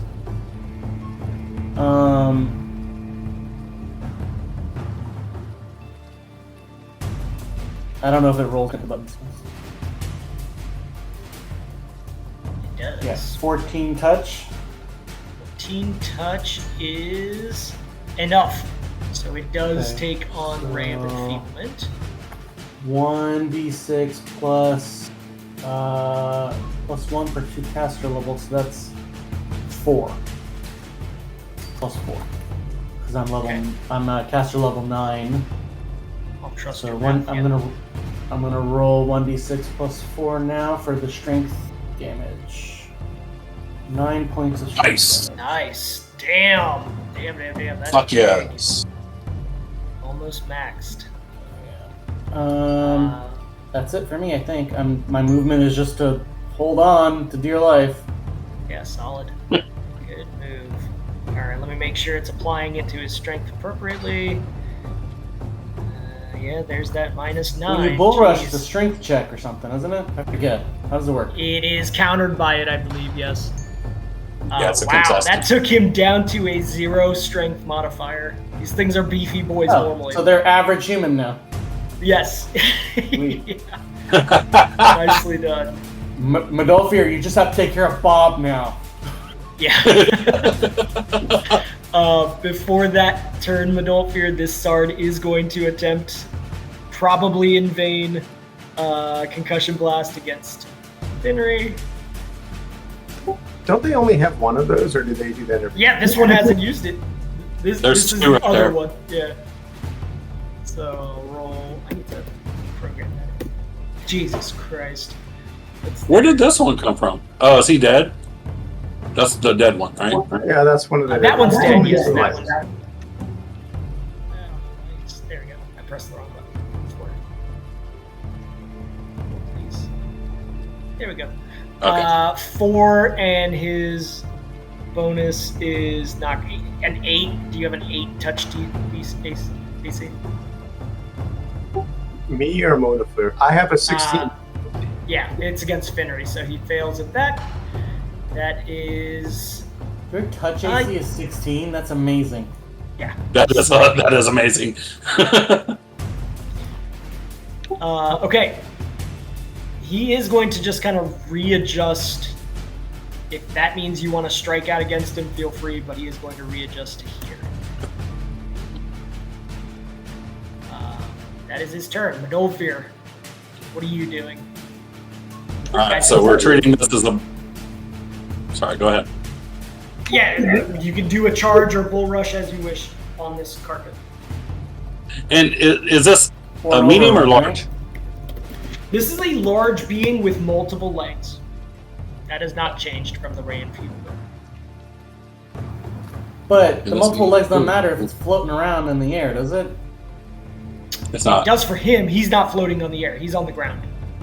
Oh, okay. This one is, yeah, I'll add the. I was this imagining a one's the one. Matrix. I was imagining a Matrix-esque squid monster thingy. Okay. Oh, like a floating sentry. No, these things Yeah, have okay. crawler legs on them. Okay, I got it. Yep, and let me copy paste in just for reference the bull rush language. So Are you doing a bull rush or an overrun? I'm trying. Bull I'm rush. reading the description. Yeah, bull rush. All you can do is push it back 5 feet. or whatever the difference is in the strength. Yeah, It does get- the weird thing about Bull Rush is the movement happened last turn. So this Yes. turn, you can't Bull Rush from right next to someone. But You have to have that, like, GM said he's allowing that to count for the 10 feet. Since you are just in the last turn, all you guys did is go in a straight line. I'm acting as if this is a continuation of the last 6 seconds, which, just using logic, it is, So if you bull rush from 100 feet away, it wouldn't happen in one turn, but you're still bull rushing, so I would allow it. What is I'm reading this. Okay. Defender's dex or strength check, whichever has the higher modifier. That's for overrun. Yeah, because So- they can kind of use their body to move into the overrun path by using the dex. So it's not just Bull strength, right? rush. Bull rush is strength, and if he fails fantastically and I roll high, Yes. It could be big. I could potentially push him into the water. Maybe. I mean, there are stairs and things, so I would take into that trajectory outside, yeah. I mean, at the very least, it pushes him enough for us to get out of the doorway. Yes. I'm going to do move. bull rush. You can move with him as far as that, too. It's a push, so you can release and push him off, depending on how much you get. So, yeah. Yeah. So you're going to do bull rush? Yes. Okay, so he is going to get an attack of opportunity from, Yep. including the defender, yep, as well as any that are around you. This guy has not taken his attack of opportunity this round, so he's going to attempt. It's gonna hurt. Oh, I see a 20. God damn it. Yeah, nice. That confirms 2, I believe. So 7 points damage. And yes, Finner, you guys are together in action in this scenario. I Oh, know hey. that, temporarily it makes no sense, but I'll allow it to be combined. You need to roll a 25% for the one that's to the side of the door, because it says Any attack of opportunity made by anyone other than the defender against you during a bull rush has a 25% chance of accidentally targeting the defender instead. Sweet. This is going to be high is bad for him, so 76 or higher. Nope, 69. It was worth it. Nice. Yep. So you take 7. Yeah, nice. So you take 7 points of damage from him, and this guy actually gets an attack also. One to the right. That does not strike. And then the main construct himself is going to attack with Claw. Oh, that's a bad roll. Okay, yeah, no. So that's the attack of opportunity side of it. Getting all my bad rolls out now. Okay. And So, first off, free action, I'm raging. okay, yeah, definitely. Okay, so you and the defender make opposed strength checks. You each add +4 bonus for each size category you are larger than medium. Yep. Or -4 for each size smaller. So he's going to get a +4 on top for size. Ooh, he I went get down a plus. I get the +2 for charging. Yep, I'll give that. The defender gets Finley, +4. for the purpose of the bull rush, I'll say that you can add in as help only. So whatever you do can give him a +2. But you have to... no, I'll just say with your help, it's a +2. You don't actually roll it, Finley. You're just adding mass, essentially. So basically, I'm making a strength check with 2 +2 modifiers to it. Yes. And he got a 20, but again, and you got a 20 also, but that is not automatic on a ability check. So let's see. He's got a +4 on top of that. And Why does he have a +4? Because he is large. And he has multiple legs, so he has a +8, which is just not enough to stop you. It is a 28 total. And mine's 33, adding the +2 +2s. I just want to point out how much Max's Ray of Enfeeblement affected this, obviously, because he would have succeeded if it weren't for that Ray of Enfeeblement. Absolutely. But he doesn't move as far as you probably want. Since you only beat him by 1, you are able to move him, I believe, just 5 feet. I beat him by 4 because that my roll's not adding the 2 +2 bonuses. Thank you. So you rolled a 33, he rolled a 28. Yes, you are able to move him 5 additional feet because you beat him by 5. 28. You also get an attack of opportunity on him because he moved. Because that's in the bull rush's office. The defender provokes an attack of opportunity if moved. If he is moved, yes, that's true. So yeah, you can move him 10 feet. I assume you're just going 10 feet back? Yeah. Okay, he will move 10 feet back, as do you two. Okay.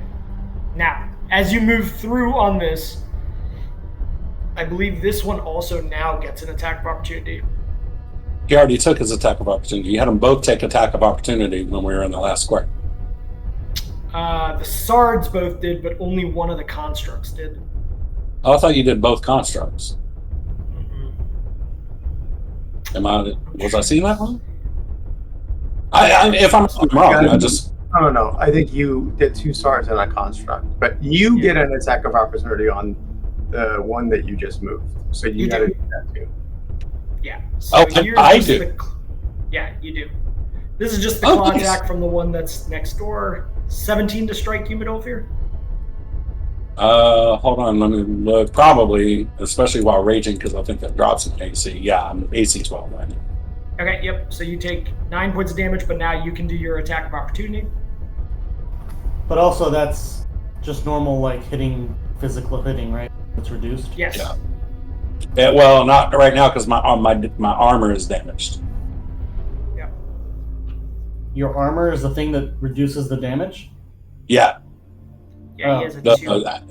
Height of the F. Okay. There's no rage effect for that? Is that 5e? I'm thinking 5e. No, that's 5e, yeah. There and maybe some 3.5 specialty classes, but not the one I'm in. Okay, so Any modifiers to this attack of opportunity? I will say this is going to be against his flat-footed because he has been bull rushed and pushed. But beyond that, on your side, no.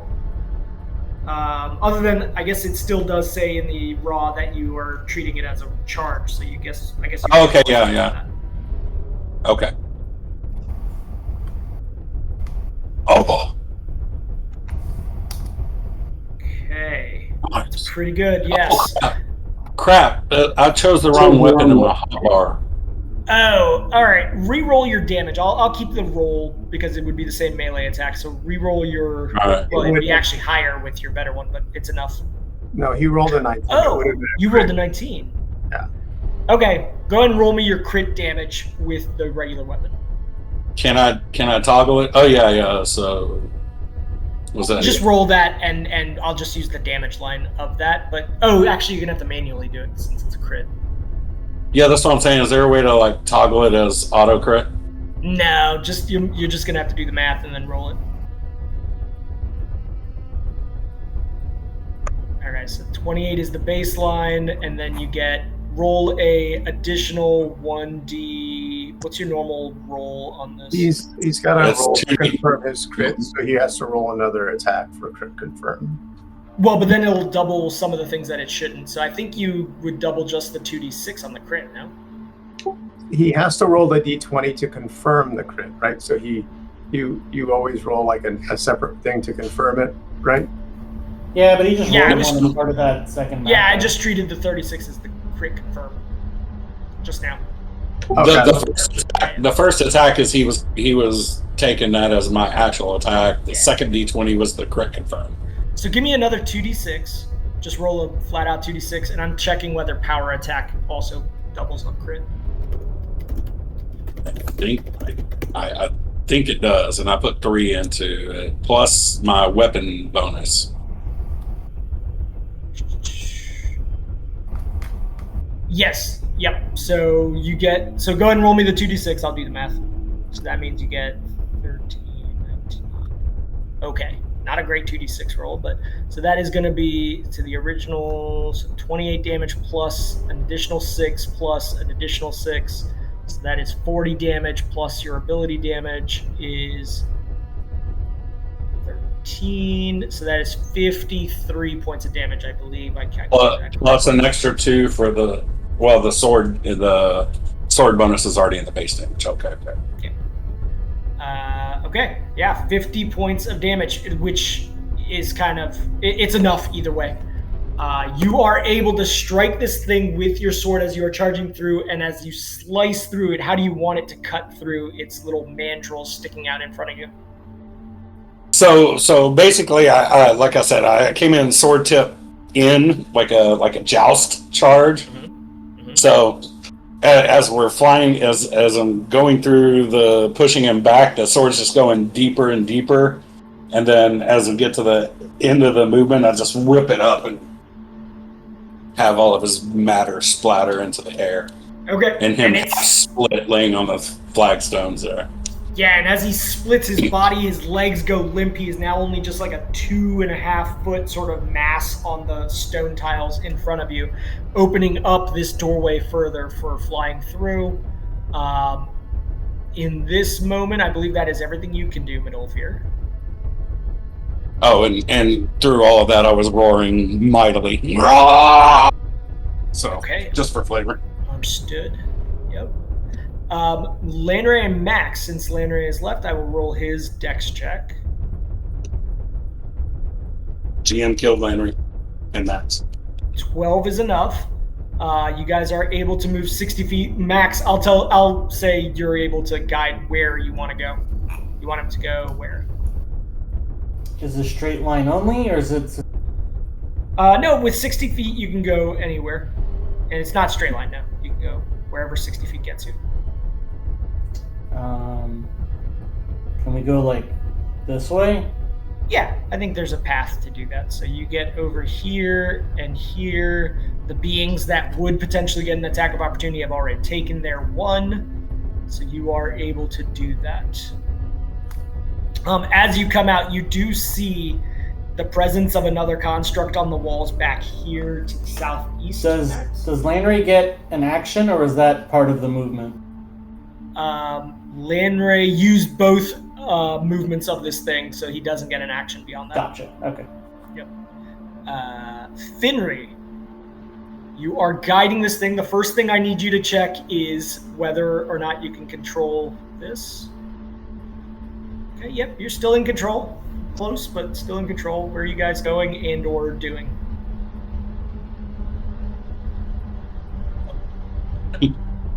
Rise.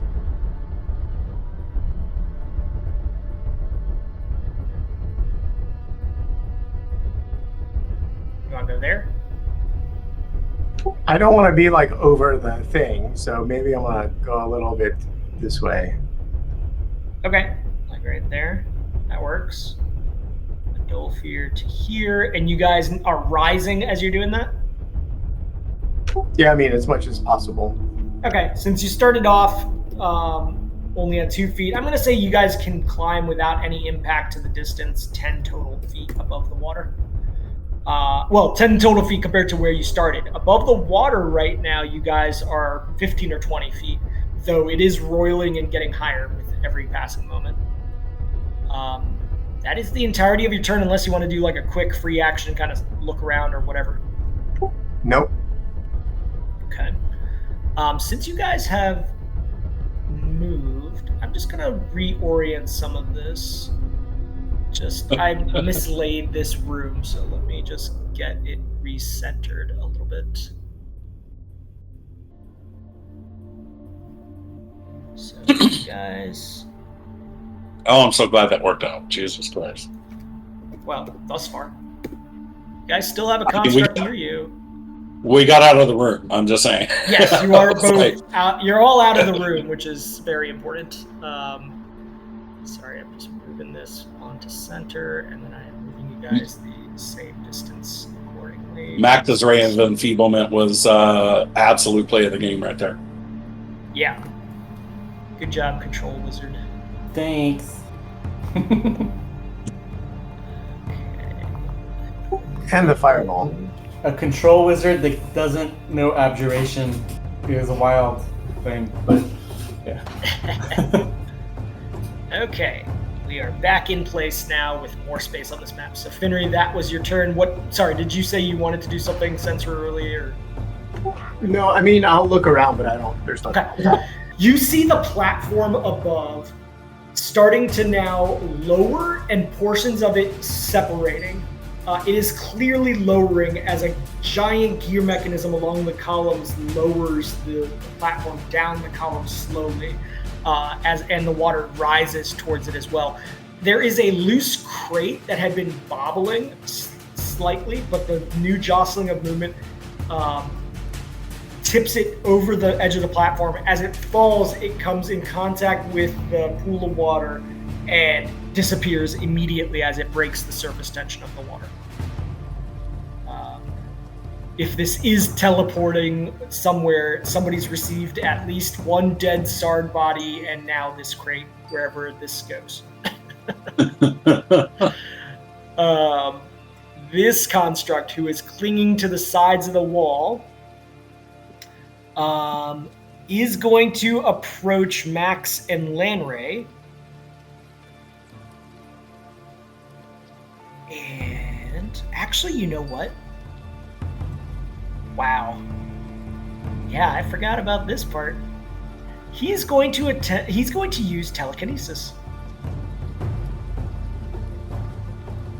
He's going to knock Lanray off, or attempt to at least, knock Lanray off the flying parasail. This is certainly within range. So, telekinesis to perform a bull rush. He's going to attempt to bull rush Lanray off the parasail. So that means it is going to be caster level in place of attack bonus. That is going to be a 10.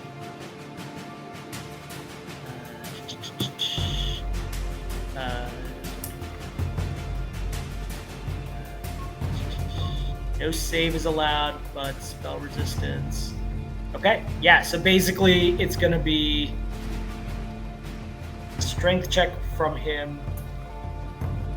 Where's it say no save? Check. It's just a 1d20 plus. The will save is just for objects. Yeah, Oh, it's okay. not for this.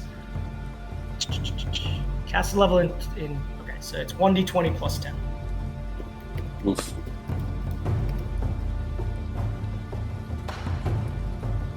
It's not great. Okay, and he rolled pretty good, 23. So Lanray is going to have to beat that with his opposed.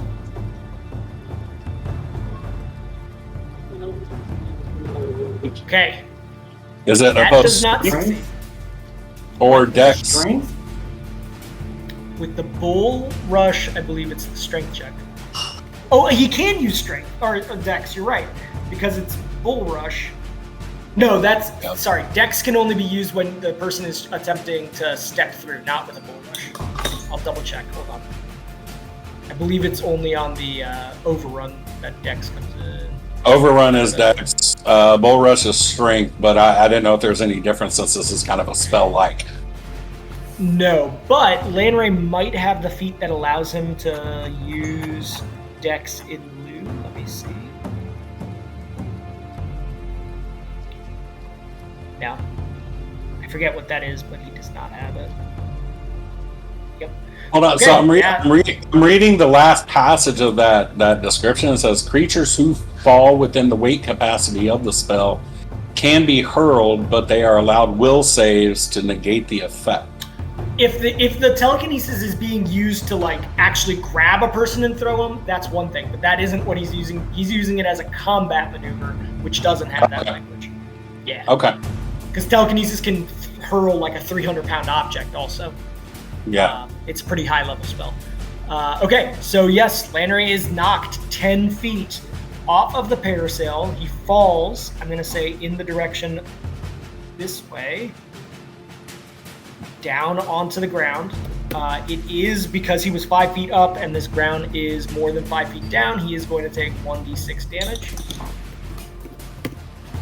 So he takes 6 points of damage.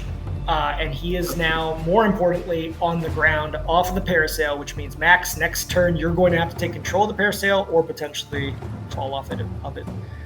That is that construct's turn. It is going to take a 5-foot step this way. The other construct that is still crawling around the walls here, it's actually 5 feet up. It is going to move 5, 5, 5. So that is 15. It's going to crawl down 10 feet. And it is not able to attack in this round with all that movement that it just did. This is actually 8. However, note that the water is getting closer and closer. Oh, just disappeared through the background. They're in the stones. Yeah. How do I turn that off? It's so annoying. You've got them set to -8, but you don't have the map itself graded for Yeah. different heights. Yeah, I know. Okay, I'm just gonna not have them at -8. I'm just gonna put them at 0, and I'm making note of it. I'll figure that one out right now. Okay, so yeah, the water is roiling to a point where, like, if another couple rounds occur, that water will start filling in this zone.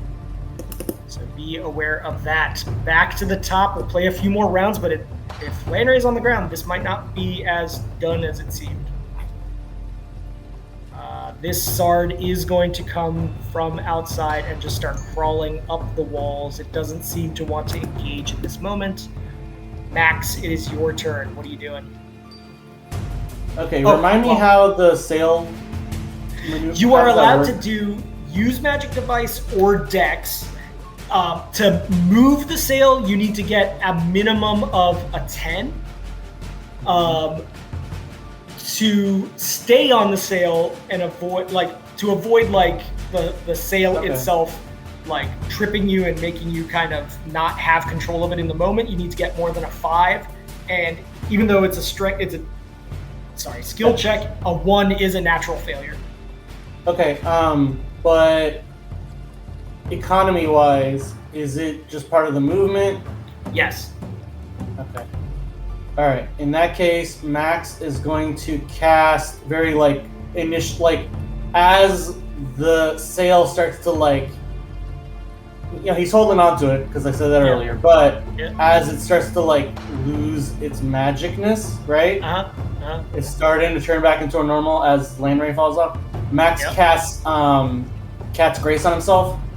Okay, I'll allow that because it falls into the amount via Archon's Focus. If you did not have Archon's Focus, I would require you to do the Dex check first.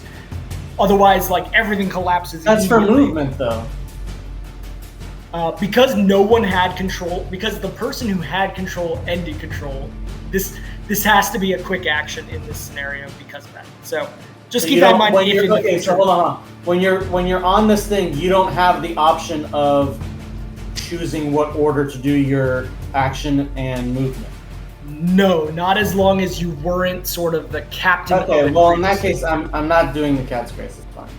But you have Archon's Focus in this moment, so you could. But it doesn't.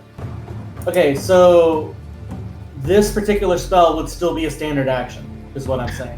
It's high enough. Okay, yeah, then yes, then you're right. Yeah. Okay. So I don't have the option of saying I'm going to do my movement after. No, you have to take control of this, or potentially just say I don't care if I take control and suffer the consequences of this thing sort of blazing it's out. 5 feet high. Yeah. Yeah, you would just basically, it would just drop you basically where you are if you just want to. There's no damage for 5 feet, right? Nope. And I wouldn't say it would fling you, so you would end up basically right where you are on the ground in the parasail. Okay, can we just say as it comes to the ground, as it floats down to the ground, right? Yes. Yep. Max casts Cat's Grace. Yes. Are you doing so defensively? Yeah, but for a level 2, I'm pretty sure that's automatic. It is, yes. At 7, you have a plus 17, so it's automatic.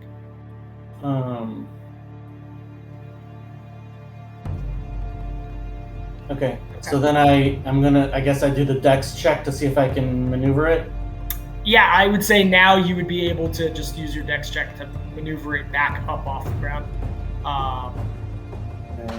Let me see if I want to do something before. There's nothing in there that says that there's an attack of opportunity that comes from that, and this guy's out of the way anyway, so you're good on that front.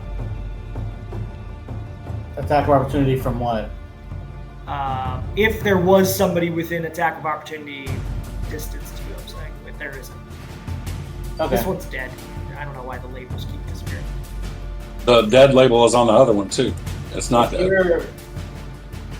No, that's a Sard. That's a Sard. Okay.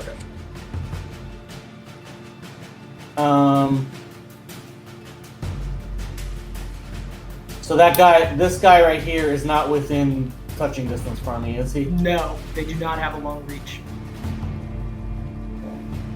That's a construct.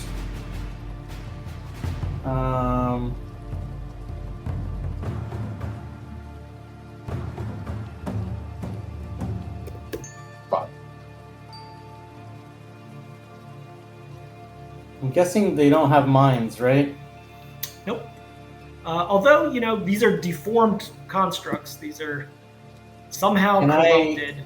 Can I do some sort of a skill check, or maybe even my Dark Knowledge class feature to see? Is that? I forget if that's an action though. Let me see.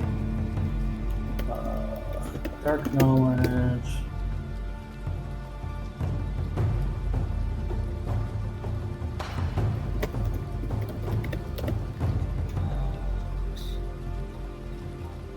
It doesn't say anything about what the action is. Yeah. I guess it's free. There's knowledge after all. Yeah, I think it's free, since it's just you either know it or you don't. Okay, what kind of knowledge do I need to roll? Since it's an aberration / construct, I would say you can choose either engineering or dungeoneering. Might give you a different flavor depending on which one you choose.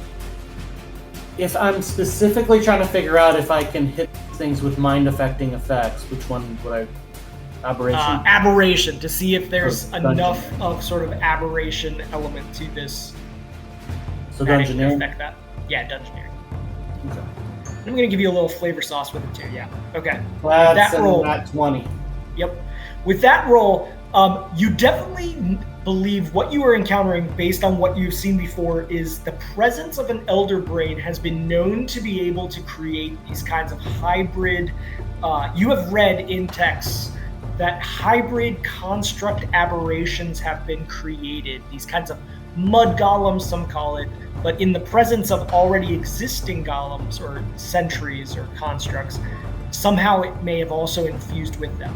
However, you also know that those beings that are created still retain their construct trait, so you do not believe these have intelligence, based on that archivist knowledge you have in the back of your head. Alright, so I'm not going to bother trying to hit it with what I was planning on. Alright, I'm just going to maneuver, I guess, so dex check, right? Yes. Plus... Yeah. That'll be enough plus either way. 2, right? Because my... Yep. Yeah, so 21. So you can move 30 feet. Where are you going? Can I scoop Landray up and go out? You could helicopter over, but until his turn, unless you do like a strength check to try to pick him up, he's kind of a heavy boy. You couldn't just scoop him up. No. But you can waylay if you over get near here, him, yeah, if you get near him, he could choose to get onto. and then he can take over control.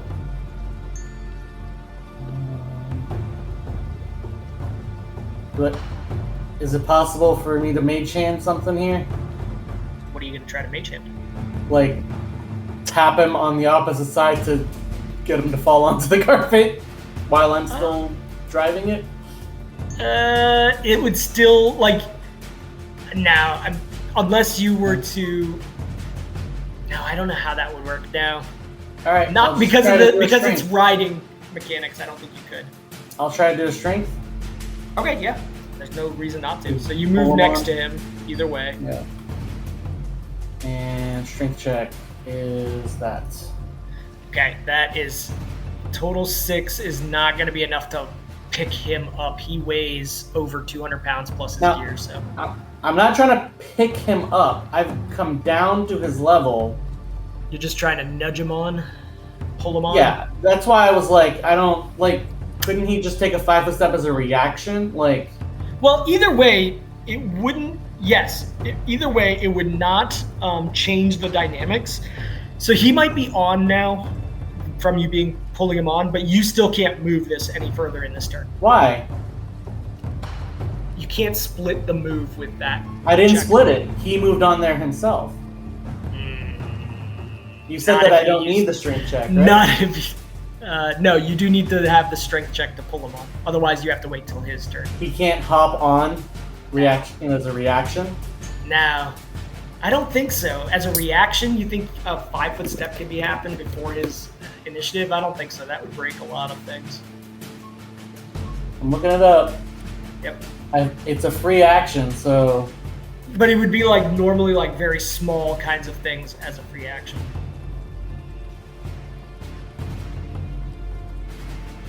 I don't think a 5-foot can be used in advance of your turn. Yeah. You can take a 5-foot either before, during, or after the action that you're going to take, but not before your turn. Yeah, I'm gonna go ahead and say, as a ruling, like now, you're gonna have to wait for Landray's turn, but he will be able to take control of this. It says you can take a 5-foot step in a round that you didn't take a 5-foot step in the same round when you move any distance. Right? So So this is an AI answer, and I'm just playing devil's advocate here. This is counter to what we want to have happen, but It says in 3.5, a 5-foot step is a special kind of free action that allows you to move without provoking an attack of opportunity. However, this action is typically taken on your turn as part of your available action. You cannot normally use it as a reaction out of turn in 3.5. Okay. All right. Yep. Thank you. I- I will take AI. In that case, Yeah, like a Mhm. could Hold on. I have fly? Could I have like? No, there's nothing I can do. I'm fucked. you still have Archon's focus quick spell you could do. Yeah, but these things are constructs, and all my stuff sucks. So Yeah. Isn't I don't know if this is going to be considered metagaming by you or GM, but strike it from the record. But isn't activating Ring of Ram a free action? that's a pretty good idea. I mean, I'll allow Medolfir in that moment to yell out, "Hit him with the smashy ring!" All right, I'll do 3 charges on the Ring of Rain. Alright, yeah, that is a swift action is what that is, which you still have a swift action available. So yeah, 3 charges. What do So I this is going to roll? be a strength check of 29, which is plus 9. So roll a 1d20. Plus 9. 9. Yep. And what are you trying to do? Are you trying to bull rush him with this and move him back? 3, isn't it? Hold on. So I'm using 3 charges. Yep. So that's You could do it as a strike for 3d6 damage. no. I'm He's trying right to on the edge push of the it away. water, though. I'm trying to push him in the water. Yeah. Yeah, sure. Then if it's used as a bull rush, gets +1 on rush attempts if 2 charges, or 2 or 3, +2 if 3 charges are expended. And it So has do a I strength add- of 29 when you use it. So you get another +2 on top of that, so you have a a 20 total roll on a bull rush. Okay. Okay, he's going to attempt to stop that. Now, he hasn't been enfeebled. He got exactly a 20, which Jeez. I believe is not Ooh. including his legs and things. Oh, So he is able to hold off against that. Sorry. Oh well. I was whatever. just trying to come up with ideas. So Yeah, it was worth it. Yeah, I mean, I tried something. That's fine. Yeah. All right, this Sard is going to come out and scatter like cockroach. Medolfir, it is your turn. I'm gonna You point. and Fenrir. I'm gonna point out to Fenry this one, tell him to fly towards it, and I'm gonna hold action until I'm near. Yeah, cool. Until Do you we're want to near. permanently just switch places with Fenrir? Um, And you can get your move and your attack if you want. The form constructs are both after us, so it doesn't matter. yeah, let's switch. Let's switch. Okay. I will update you to Or be delay. just behind. Yeah, exactly. Delay. Which one did you point out? The one on the top of the stairs or on the bottom? The one down here at the bottom. So, going back to Landray now. Landray is going to try to take back control of that carpet or the parasail that you have brought by. 20 is certainly enough. He is able to take control of that and move it. He's like, Max, where to? Oh wait, yeah. So depending on what they do, I may call out a different direction to Fenry. Sure. Yep. Follow the other guys. Okay. He's going to go ahead and move over to here, but slightly higher after having experienced proximity to the Roiland Okay. waters. So it did turn out. So in one round, the sail did go more than like 10 feet that I flew it. So Yes, Yeah. yeah, because his entirety of action still remained. Okay. All right. Yeah, that's what I was trying to explain. Like, it wouldn't matter. Like he's either way taking 'cause he's control on over of it. Yeah. it. Yeah. So I you guys are totally going to be didn't 20 understand that feet before. up at the end of that. He's like, no, I don't want to be anywhere near that. But the platform is starting to come down also. It's like another 10 or 15 feet above you guys, but it's a big mechanical thing, so it's taking a while. Now, what area does the platform take up? Is it just over the pool? Great question. It is the following size. I will draw it out. It is exactly this size. Yeah. Is it like does it look like a catwalk that we can see like through it, or is it a solid thing like a trash compactor? Now that it's coming closer, you can see that there are portions of it that are like tied together with metal bar that connect to each other, and there are other parts that are fully like a plate of material. So parts of it are like mesh, but others are not. And I will go ahead and draw the causeway bridges that come from each side around it. These are way up high compared to where you guys are now. Here and... Okay, so with that, Finnery, what are you thinking? Yeah, so as soon as the other two move, and he's like, let's get away now. So, Okay. I figured that. How high above me is the platform? Above you guys, because it's only about 10 or 15 feet above Max and Landry at this point, above you guys, it's like 30 feet above you. Oh, somehow you got moved 5 feet. I think you guys were right there, yeah. I want to try to swoosh on top of swoosh up so I can see on the platform. So, like, Sure. That's 25 feet, and you said I have 30, so I can go up, I don't know, 25 more feet? I mean, Modelfield would be south of me, right? Yeah, you want to basically be like almost eye level with where the platform is? Yeah, or be above the platform, but Modelfield should be to the south of me, not to the east of me. Noted. Okay. yes, please. Okay, so you guys are like just above your heads, Middlefield, more like right at your forehead line, is this platform that is lowering now. You can see it's lowering like a foot every few seconds. And I should be concealed from the guys that are walking around on that ledge, because they... Yeah, I mean, at this point, the guys down on the ledge are pretty far away from you also, but yes, the platform does provide that level of concealment. Yeah, and if I can see anything on the platform, that's great. If not, that's at the end of my turn. You can, just slightly as it's coming lower during this time, but if you're more so can see it. A large crystal at the center of the platform is buzzing, and you see all these kinds of pipings that are coming up to connecting into it, that come up from the columns and are somehow telescoping into the columns.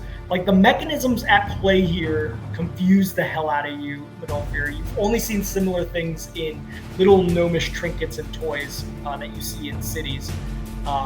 This is a massive form of that. Noted. It is at eye level. Are you doing anything separately, Middlefield, beyond that? I mean, that's the only thing on the platform is this crystal and the pipes and stuff. Yeah, everything else that was on that platform seemingly has gone away. Like, the crate must have been the only other thing, or yeah. Quick look around and do a spot check. Just how high is this catwalk thing? This catwalk is still another from you guys 45 feet above. Is it solid or is it see-through, like scaffolding? Yeah, parts of it are like a stone abutment that touches the walls of this, that climb up and become kind of a support, and then the rest of it is made out of a similar metal as the platform. All right. Do I see anything with that check? You see the beings behind you, the constructs. You do not see any other constructs around. You do see the presence of sards scattering like cockroaches to this massive amount of movement in boiling water, but they do not seem to be at all focused on approaching you guys at this point, especially since you're flying. I'm going to yell to Max and Landry. Path seems clear so far. Come on. Okay. You said. this construct is going to use another Scorching Ray. Actually, he hasn't used his Scorching Ray.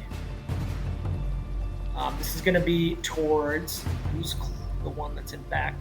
It is Max. So Max, that Scorching Ray is going to hit on the second one. Does the first or the confirm hit? I'm just gonna play. I'm gonna ask. What's the spell level of this? This is a level. He is a caster level 10 when he does this, so it's going to be an extra 25 feet for a 50 feet total. Ooh. 45 Am I feet just total. outside? Okay. 45 feet. He will move. 25 plus 25 plus 5. 20, oh yeah, no, 50. Yeah. So he'll move before he does it. It's a good point. He is now within range. Thank you. Yes, that would now definitely be in range. I tried. Max. I tried Max. That's touch AC though. Yeah, 13 or 12. Do you have a touch AC higher than My touch AC is 12. Ooh, so both of those strike and the crit confirm. So that is a total of 40 points of damage, Ooh. plus you have spell resistance. I don't think I have spell.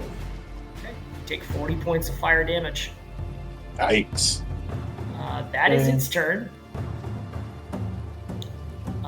This one starts to see the water lapping higher and higher, and it almost has like an instinctual, like, its mechanism knows that somehow its mission is not to be in this water. It is going to start climbing back out of this low level, back onto the walls. Is it able to strike in any way once it does so? Let's see. Distances. No, I'd say because of your height, you are outside of his range. He is going to expend his turn coming back around to here. Yep. I have a question. Sure. Does dexterity affect touch? Does dexterity affect touch? Touch AC would still include dexterity. My dexterity Yeah. is too higher. Yeah. I don't have a buff for the cats. Oh, race shit. yet, but Yeah, good call. I'm in the middle of trying to create it. No worries. On my So then the first one doesn't strike because it's +2, and only the attack strikes. So you take only 17 points, not 40 points of Okay. damage. Nice call. Bludge. Okay. These guys are going to come out of initiative. They scatter enough that they are in full retreat now. They are no longer visible. They've found crevices and such to remove themselves to. Max, it is back to you. Oh, I'd say this is the last round for today, guys. What are you doing?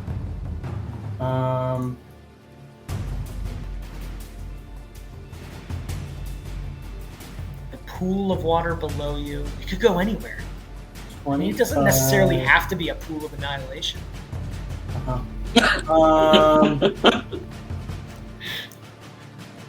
I love the idea, if it is teleporting stuff, that there's just like crap being dropped on the other end of this, you know?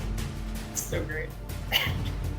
That's what I said. I don't know if you saw it, but I was like, I'm getting a lost. This is like a lost vibe, you know, when they find the one station that has the pneumatic tubes that is just dumping the notes that the scientists have been putting in there out of the back of the building into a pile of pneumatic tubes of notes. It's like that.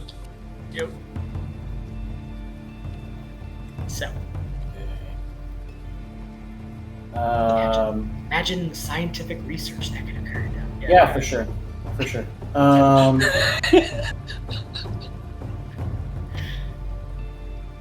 gonna cast. I feel like these are. This is not the boss level. If I do stuff, it's gonna be a problem.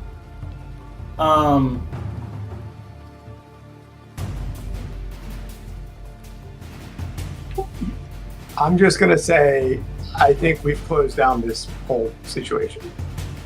I mean, but the problem is we get up to a platform. They're up at the platform. But we can fly away.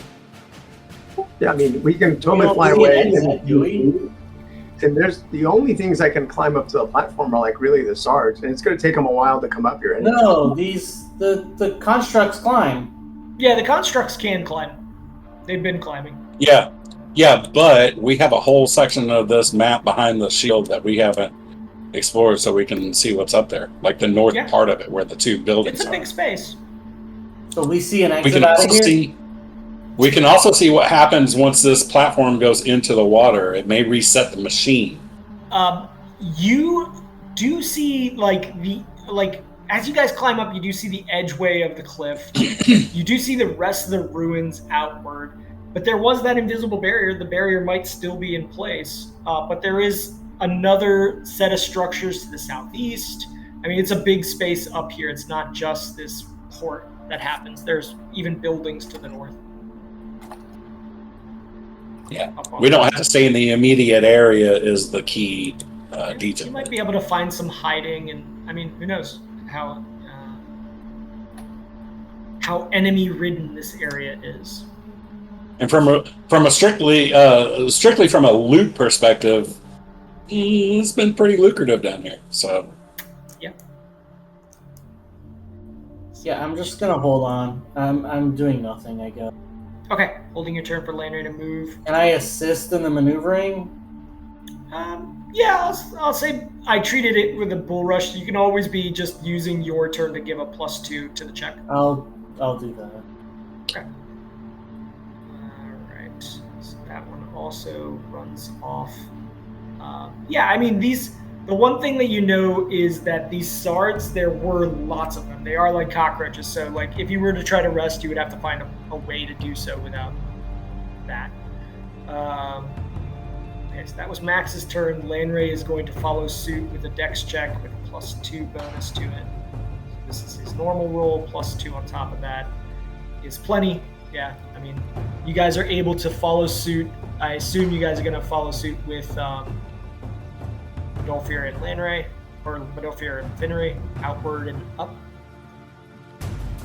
I mean, as a character and a player, I want to see what happens when that thing goes in the water. But maybe we shouldn't be so close. Okay.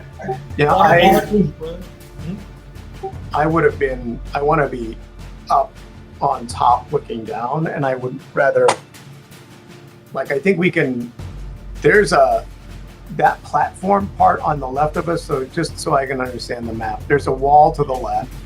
Yep. That goes up like God knows how long, and then above the wall, a certain distance, is that catwalk. Yeah. Yeah, that box is the catwalk. 85 total feet is like where that catwalk level. 80 feet, sorry. Yeah, I would have gone, and the catwalk is not moving, right? The catwalk is above the level. Catwalk is stable and static. Yep. I would have gone to go on the catwalk. Okay, with your turn, you can do that. Give me a dex check. Just since this is active combat. Yep, that is enough to move both of you up high enough to get up above that. And then modal fear that closes out what you want to do, which is like just see what happens, but not be close, right? I mean, yeah. And it kind of like, if there's any splashing, we're maybe not completely, but pretty well guarded being on this catwalk. Yeah, and I think we're far enough away that the constructs should not be able to see us out there because they can't see through the platform and then on top of the catwalk. The catwalk is largely a complete concealment and cover, so once you're above that catwalk, you're good. So to close out the round in this session, this construct is going to give chase to some extent. He doesn't want to be down here on this level. He saw which direction you guys headed. He is going to rise up +10 and just come around to here, but it's going to take his entire movement to get to that point right there. This one... And realistically, as of this moment, the only of us that he can see would be Max and Landry. Yes? In this moment, he actually can't see them, but he is aware of them. Yeah. Okay. Yeah, and this one's just kind of climbing out of this space and up to the top level here. And that is. But he needs to get out of that area. He needs to get out of that area, but or the platform will like drag him into the water, right? True, yeah. The platform right now is at right about 40 feet in this moment. It is dropping a foot per. So I will write that down. It's at 40 feet. And it is minus 1 foot per round. Okay. So we'll see what happens. You guys are going to observe some science while avoiding the scorching ray potentially of these things. And we'll come back to it next session. Weeks. GM, Yeah. I won't be here for the next session. I'll be on vacation. Okay. Noted. We'll see if there's 3 people we'll continue on. Otherwise, we'll see when the next session is. Yeah, and I think I should be able to make next session, but the one after I will not be here. Okay. Understood. All right, guys. I was like, man, the telekinesis I remembered as a function. I'm like, man, Landray's right there by the pool. If that had been just a little bit more strength beating Landray, he would have potentially gone. He was only 5 feet away from the water's edge, so that would have been interesting. Oof. All right. Gross. Good session, guys. Have All right, guys. rest of the weekend. Bye.